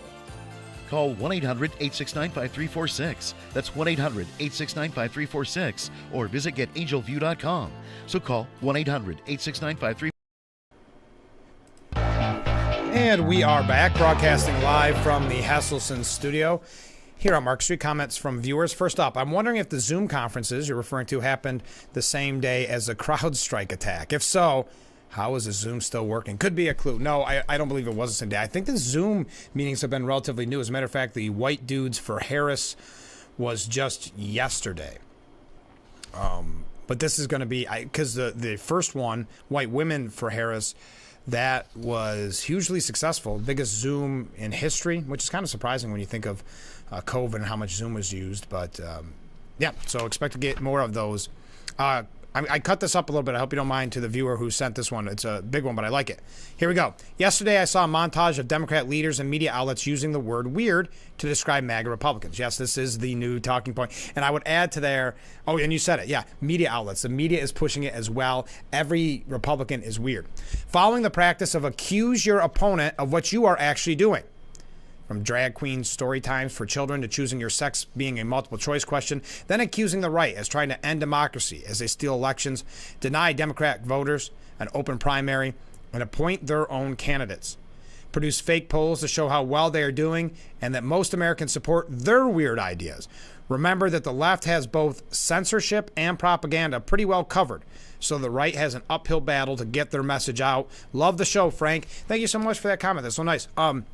Yeah, I mean, whether they've got it through Hollywood, through the media, through academia, they have the propaganda and the censorship down to a T. And that's why we know they did not want Harris to be the nominee. That's why they propped Biden up well past when they should have because of his mental decline. Then when it got too much because of the debate, they had no other choice. Biden comes out, endorses Harris. They really had no other choice. The Democrat Party could not be seen as the party that says to a person of color who's been there, a female person of color who's been there for 4 years, a heartbeat away from the president, that they wanted somebody else. So Harris gets it, but they never wanted her. But then when they had her, did you see what the media started saying? Instantly, she's just hitting the ground running. This is the Kamala Harris we knew was really there when she wasn't in the constraints of being vice president with Biden. Boy, she's doing wonderful. And boy, the money's really coming in. Again, proving that the big money, that the Democrat Party has become the party of big money. All those donors who stopped donating to Biden, hoping that he'd drop out, they just unleashed the floodgates and gave it all to Harris to make that first day look so fantastic. $200 million she's raised. So the media is so predictable. I'm not saying that doesn't make it extremely, extremely frustrating. It is always going to be frustrating for me that the media, academia, Hollywood are so biased towards Democrats. So I know what's coming. You know what's coming when Harris got the nominee. Anybody that got the nominee, even after all they said about Biden, at the end of the day, when the smoke cleared, if he would have been on the ballot in November, they would have loved him again, and he would have been the greatest to ever do it, whatever that is, a debate, the speech, rally. So it is very frustrating, no matter how many times we see it coming. Okay, next up, the establishment media is attempting to cover up how few illegal aliens the Biden-Harris administration deported from the United States. Politico, for example, seemingly credits Biden for Title 42, the public health order that Trump first used as a border control during the coronavirus pandemic. Biden, in May of 2023, ended Title 42. Though Politico notes that Title 42 expulsions at the United States-Mexico border are different from deportation of illegal aliens from the U.S. Interior, the report later conflates the two to claim that Biden and Harris have kicked out millions of more migrants than Trump ever managed to. Can you believe that? They know that that's a real problem for Harris, the open porous border. That's why instantly, day one, coming out, reporters showing their bias, coming out and saying, no, she was never a border czar. Never mind what we reported. She was never a border czar. A.G. Ganarski says swing states are in play. Ganarski writes from Arizona, one of the many places that have struggled with accommodating illegal immigration in the Biden-Harris era. And as battlegrounds hang in the balance, ever more important are questions about what the vice president has done to deal with the crisis at the line where Mexico meets America, even as top Democrats on the issue try to gaslight us and the media. It's been close to a week since Democrats decided, after more than 3 years of letting it pass, that Kamala Harris is not the border czar after all. Despite Democrats' claims, Republicans aren't the only ones who've referred to her with that title for years. Axios, back in April of 2021, noted Harris was, quote, appointed by Biden as border czar. It doesn't matter how much when she was vice president, but as she's now effectively co-president with Joe Biden, it suddenly matters a great deal. And in a game of high-stakes semantics, Democrats insist the phrase itself is verboten. No one has been more aggressive than former Homeland Security Secretary Jay Johnson on this late-in-the-game fact-checking. Quote, she assumed the role that vice president had during the Obama administration, which is diplomacy with Central America. That was a role he had. He gave it to her. She is not the border czar, Johnson said last week. When Johnson addressed a National Press Foundation Election Security Fellowship event, it had to be asked, why didn't he and other Democrats clear the VP's name years ago rather than scapegoat her? Quote, I wasn't confronted with the title when I was in an interview on Fox News until last week. I'm sure the phrase border czar has appeared across news organizations only since she became the presidential nominee for the Democratic Party. And so it just hasn't been a top-of-mind issue. How Johnson missed that nickname is a mystery indeed, as is why he claims just anti-Harris types use it. The term border czar just got created, but it certainly didn't get created by the Biden administration. Only the skeptics use that term to try to enlarge the responsibilities that she actually had. Now, there's an argument that fill-in-the-blank czar is ultimately a term of art, Bill Bennett, the first Office of National Drug Control Policy Director, was the drug czar some decades back, for example. It's a shorthand for someone who is supposed to demonstrate absolute power in a given scenario, but falls short. VP Harris, who gives speeches multiple times a week, has a penchant for finding a way to get topics where she wants them to be. She certainly had the opportunity to clarify at some point in the last 3 years that the buck doesn't stop with her when it comes to the border crisis.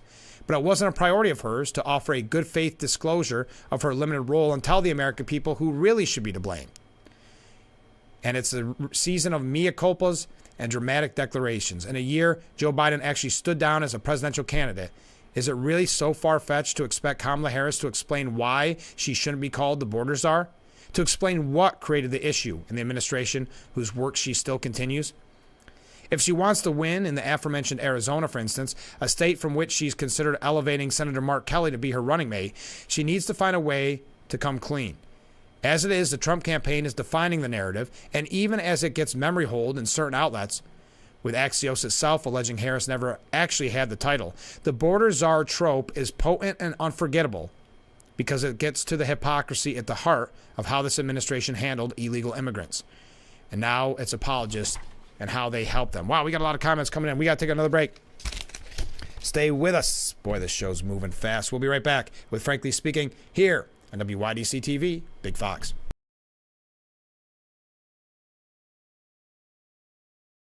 When it comes to fun, it's what we do.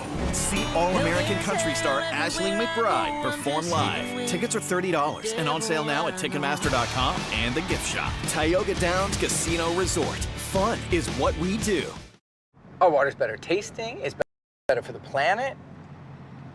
That's great, sir. Can I take your order? Oh, number 3. At Culligan, we get that most people don't think about water like we do, and that's okay. You see, when we install our drinking water and softening systems, we're thinking about filtering contaminants and the minerals that make water hard. So you can just think about softer, cleaner, better tasting water. At Culligan, we think about your water, so you don't have to. Call today to schedule your free water test. It's Western. It's Reese Ranch Rodeo. Looking for a new exciting adventure? Join the cowboys and cowgirls at Reese Ranch Rodeo. Fun for the whole family. Kids 5 and under are free. Gates open at 2 p.m. Rodeo starts at 7. Enjoy great music, great food, cold drinks, and classic rodeo fun. For event dates and ticket prices, visit ReeseRanchRodeo.com. Reese Ranch Rodeo, 4115 Oldfield Drive, Corning, next to Fair and Ball Campgrounds. You need a, but they're bulky, awkward, and never put the breeze exactly where you want it. Introducing my fold-away fan from Bell & Howell, the compact cordless fan that unfolds into your own personal wind machine and extends to nearly 4 feet high. Its lightweight, portable design makes it easier than ever to have a targeted breeze anywhere. Plus, this whisper-quiet fan has 3 separate speeds, making personalizing your comfort a breeze. My fold-away fan's rechargeable lithium battery lasts up to 10 hours, and it has enough power to blast a breeze to the other side of this room. Its unique telescoping stand allows you to place it on the floor, so the breeze will reach anywhere with ease. Then the whole thing folds away for easy storage. Get my fold-away fan from Bell & Howell for just 2 payments of $19.99. It comes with the USB cable to make charging fast and easy. My fold-away fan. Call or click now. Call 1-800-349-4156. That's 1-800-349-4156 or go to myfoldawayfan.com.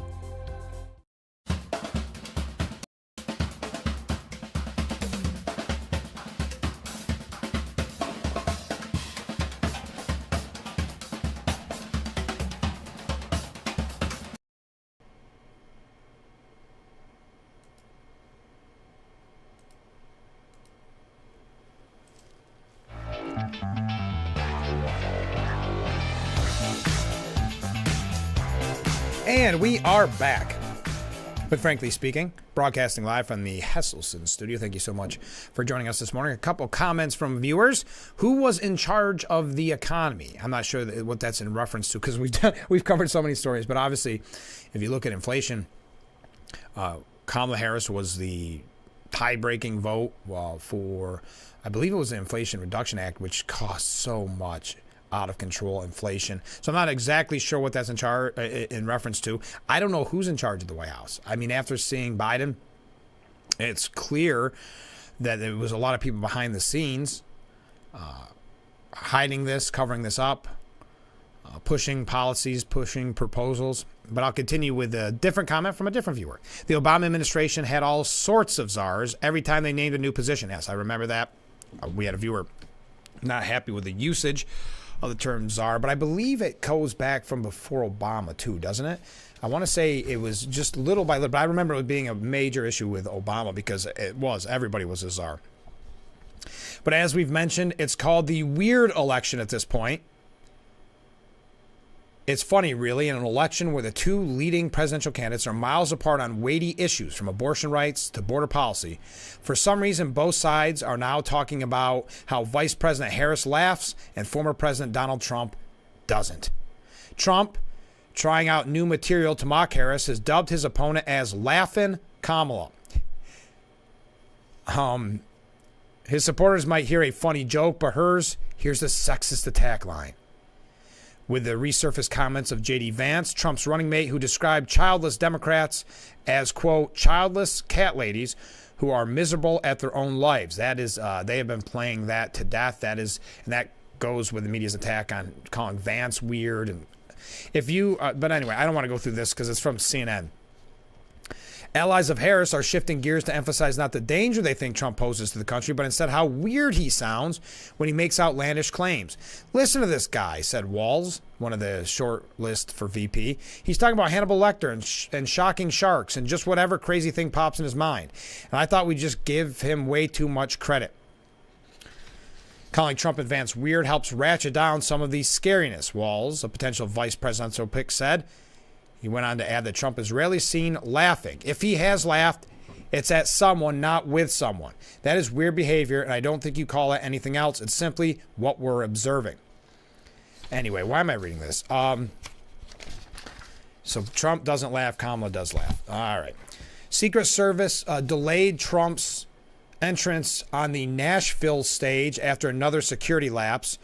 Not a good sign for Secret Service, who has been struggling with kind of the, not the optics. What's the term I'm looking for?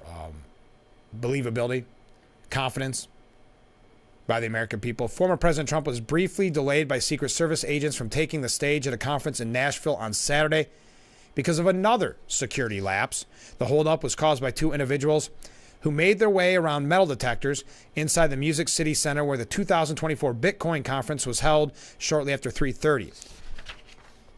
The Secret Service said in a statement to the Post Monday night that the two were credentialed and screened, but were removed from the premises because they didn't follow proper entry protocol. It was determined that there was no protective interest with these individuals, and there was never a threat to the former president. After the two people were tracked down, they were ejected from the event and questioned. Neither person has been criminally charged. Yes, if you do go to a Trump rally, now's the time to be on your best behavior. Don't try to bypass metal detectors. Okay. Now, if you did not... how am I doing on time? If you're not aware, Mike Johnson, and Hakeem Jeffries have announced members to serve on a bipartisan task force to investigate the Trump assassination attempt. I meant to mention this earlier, but the House task force will be made up of 7 Republicans and 6 Democrats and will have subpoena authority. The Republican members will be Chairman Mike Kelly of Pennsylvania, Mark Green of Tennessee, David Joyce of Ohio, Laurel Lee of Florida, Michael Waltz of Florida, Clay Higgins of Louisiana, and Pat Fallon of Texas. Now, it should be noted, Kelly's hometown is Butler, Pennsylvania, where the assassination attempt took place. The congressman was also the author of the resolution to establish the bipartisan task force. Now, the Democratic members will be Ranking Member Jason Crow of Colorado, Lou Correa of California, Madeline Dean of Pennsylvania, Chrissy Houlihan of Pennsylvania, Glenn Ivey of Maryland, and Jared Mikowicz of Florida. Crow is a member of the House Intelligence and the House Foreign Affairs Committee and served as a manager during Trump's first impeachment trial. So there's kind of just a quick update on that. That's a task force. We'll see. I know that that Trump has agreed to meet with the FBI to have an interview with the FBI to find out from his side what happened on that terrifying day. Now, when we come back, we've got a few ways. Have you seen, I know we haven't really talked about this, and I think we do ourselves a disservice that we don't talk about this more, but it's so boring, which is social media and the devastating impact it can have on these elections. And now we've seen, speaking of the assassination attempt, Meta and their AI capabilities and Facebook and elsewhere censoring the Trump photo. Now, this should come as no surprise. The media has said almost since day one they don't want this picture getting out, that famous picture of Trump pumping his fist in defiance after being shot with the blood trickling down his face. And that's why the FBI, Christopher Wray, trying to suggest, well, maybe it wasn't a bullet. Maybe it was shrapnel, trying to downplay this because they know the impact. Who was it? And it was somebody on the left. There was someone that's a Democrat voter who said, can you imagine seeing that picture and that person ultimately losing the race? It doesn't seem likely, was her argument at the time. So the left and those in the media know that they don't want this photo shown, calling it Trump propaganda, Trump PR propaganda. So they're terrified of it. And now we're seeing it being censored. And of course, every time, this is what happened back in 2020 as well, every time something like that happens, oh, it was just a mistake. Ever notice that those mistakes only go one way? Have you ever noticed that when it comes to social media and these censorship campaigns, that's only accidentally attacking Republicans and Republican interests? It's interesting how that happens. Their apologies fall on kind of dead ears after a while. And we're going to talk about that. I don't want to run too late. There's a couple of other things. We see the media trying to suggest that Trump is just wounded right now. He's just got nothing in the tank, and Harris is doing the best you've ever seen a candidate do, and especially in a limited amount of time. It is remarkable. This is a Harris that we always suspected was there, but was so reined in by the Biden administration, we never got to see Harris at her best, and now we are. Sound familiar? Well, it does if you watch the nightly news. But we'll talk more about it. Stay with us. This is Frankly Speaking here on WYDC TV, Big Fox. I'm Marion Crawford. I've lived here for 70 years, but I do fine right here in my house, and I want to be here as long as I can be. And I feel comfortable knowing that if something happened to me, someone would know because of the cameras that are installed in various spots in my home. That has been a wonderful gift to me to be able to have that security and that support from Full Circle America, and that's what it's all about.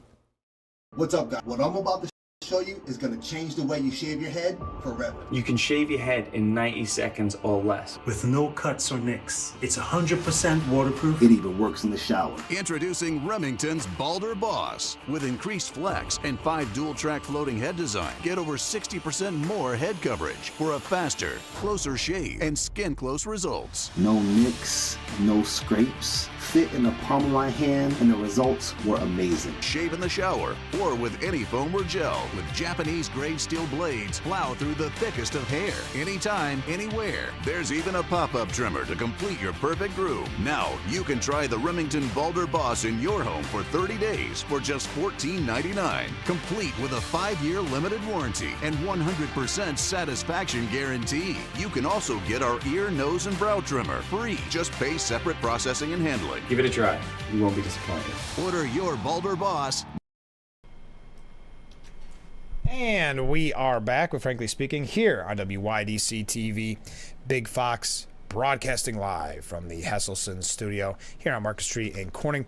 A couple quick things, and if you joined us in the 6 o'clock hour, you heard a lot about this. If you weren't able to make it, I would love to hear your opinion on the quote-unquote Supreme Court reform that Biden is pushing. Obviously, it's a threat to the courts.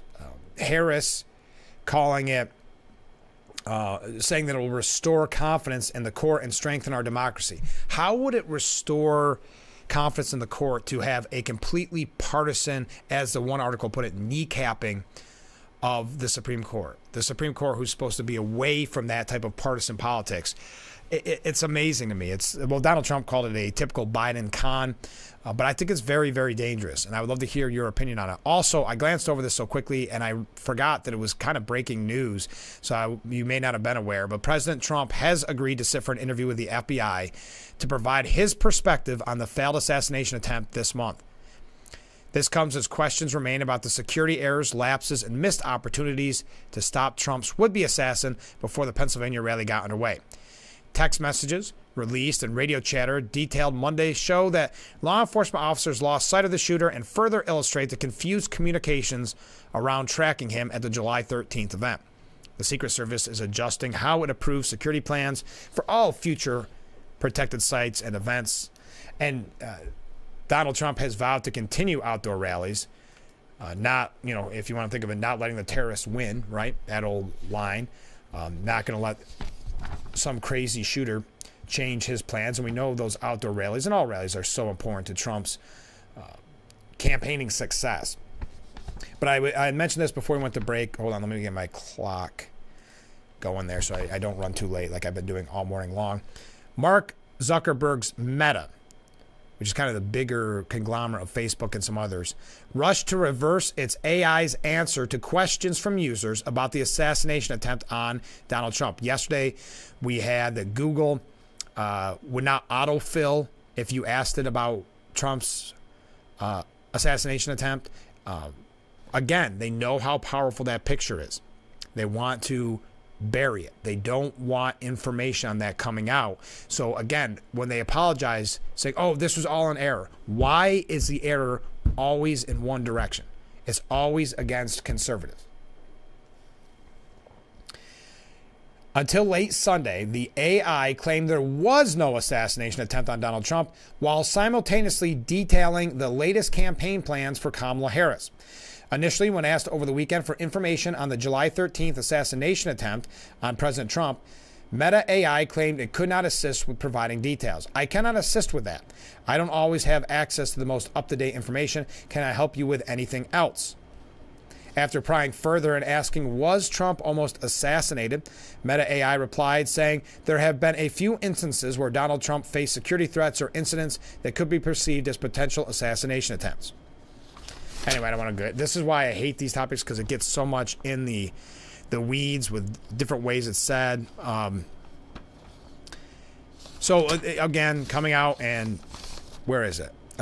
They give all the responses that the AI gave.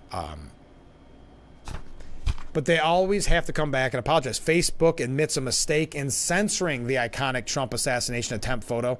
This was an error, and it is an iconic photo, and that's why the media has made it clear they do not want that photo shown. And if you've noticed that, I don't know what news outlets you watch, but if you don't watch Fox News, you probably have not seen that image in quite some time.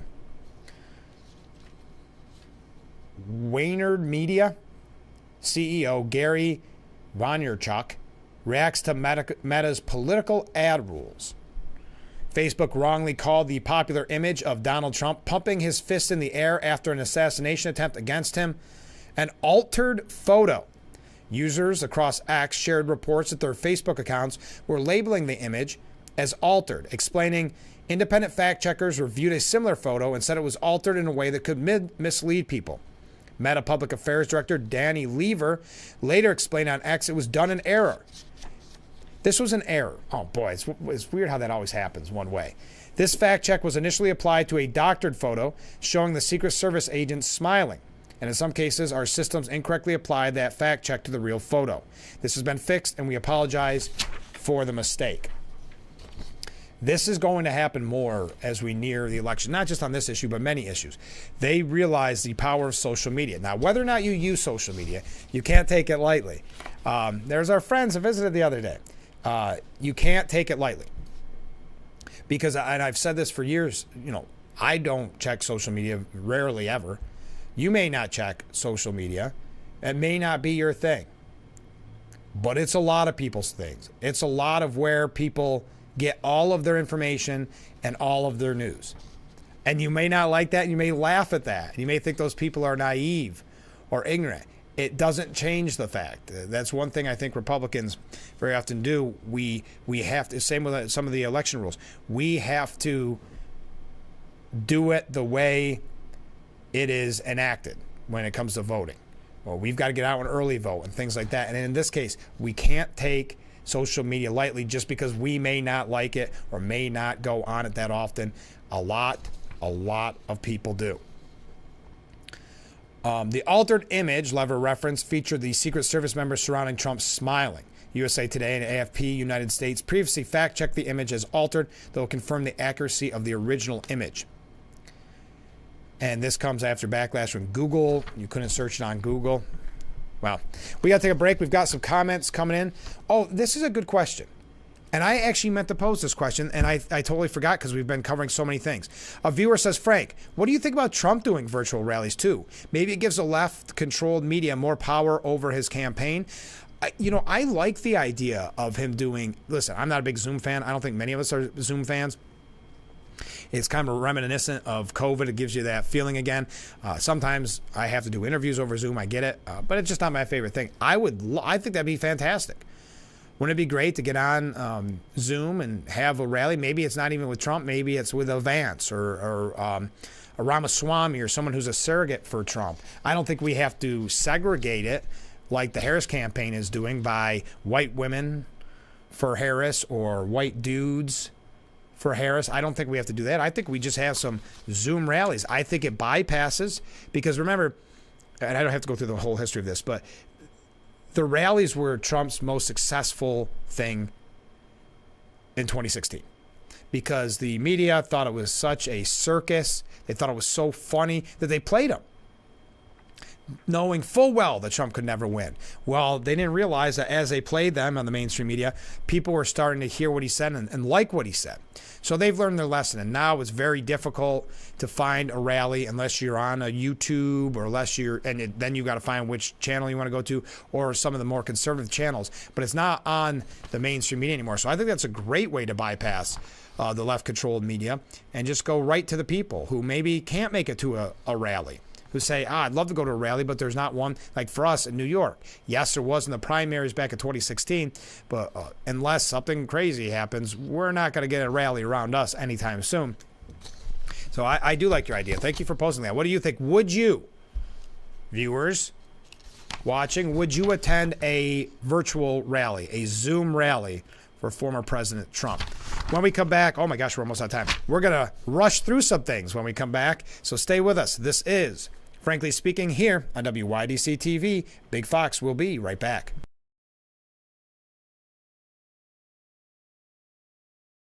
The Oak Ridge Boys American-made farewell tour. Celebrating 50-plus years of touring. The legendary Oak Ridge Boys. August 1st, the Chemung County Fair. Reserve seats on sale now at ChemungCountyFair.com or the Fair box office.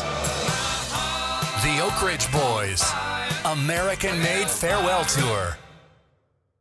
The world's pizza has been baked in ovens made of stone, but you can't put one of those on the countertop in your home. Introducing Paisano, the authentic pizza oven by Granite Stone. Now make the world's most delicious pizza with real stone right in your own home. You simply set it and let it make golden, crispy, extra cheesy stone-baked pies in under 6 minutes. The secret is the dual-controlled heat zones that quickly heat the real ceramic stone up to 800 degrees so you can stone bake just like the pros. Plus, there's no gas, wood, or charcoal needed. Paisano is electric, plug-in, and portable. You can get your Paisano pizza oven for just 4 easy payments of $39.99. And we're going to drop one payment. You get it all for just 3 easy payments of $39.99. Plus, we'll ship your entire order free.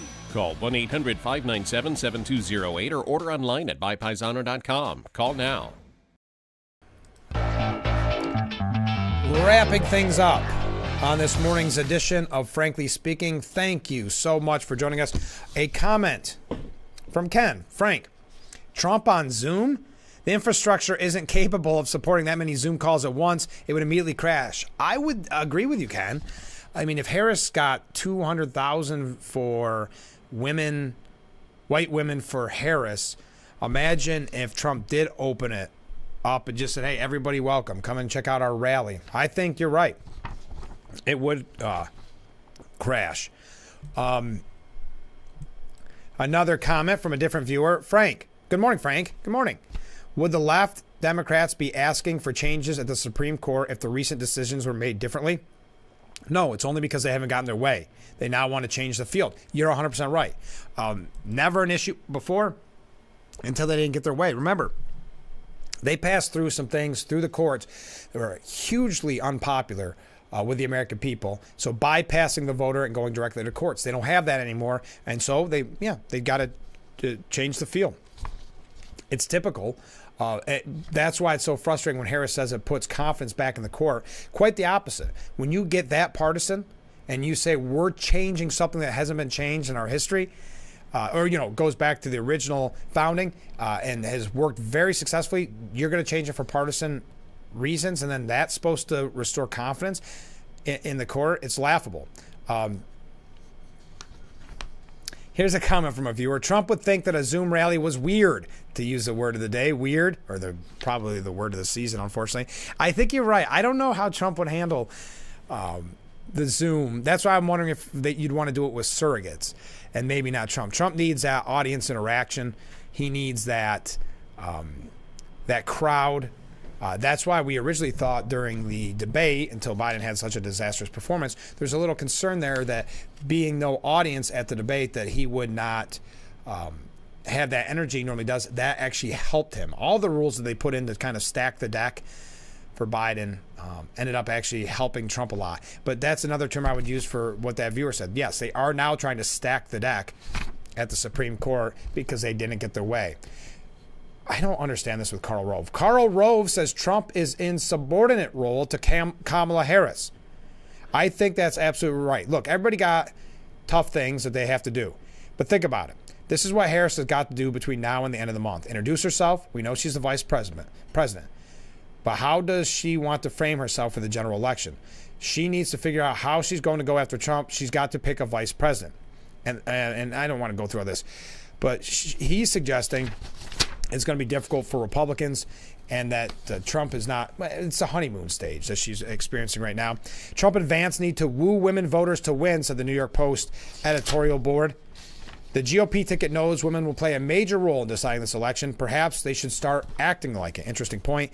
Carol Markowitz, from the New York Post, says to earn women's votes, Trump must stick to the issues and show his softer side. You're in luck. I ran out of time and didn't have a chance to talk about former Governor Andrew Cuomo. Nothing new. He just gave another speech. Said that they've got to work on the border was an issue for Harris to deal with. So nothing that important. If you want to find it, it's the Empire Report. Have a great day, everyone. Thanks for all the comments. I really appreciate it. We will talk to you bright and early tomorrow morning, starting at 6 a.m. for Frankly Speaking, only on WYDC TV, Big Fox. I will see you tomorrow morning, bright and early. I look forward to it already.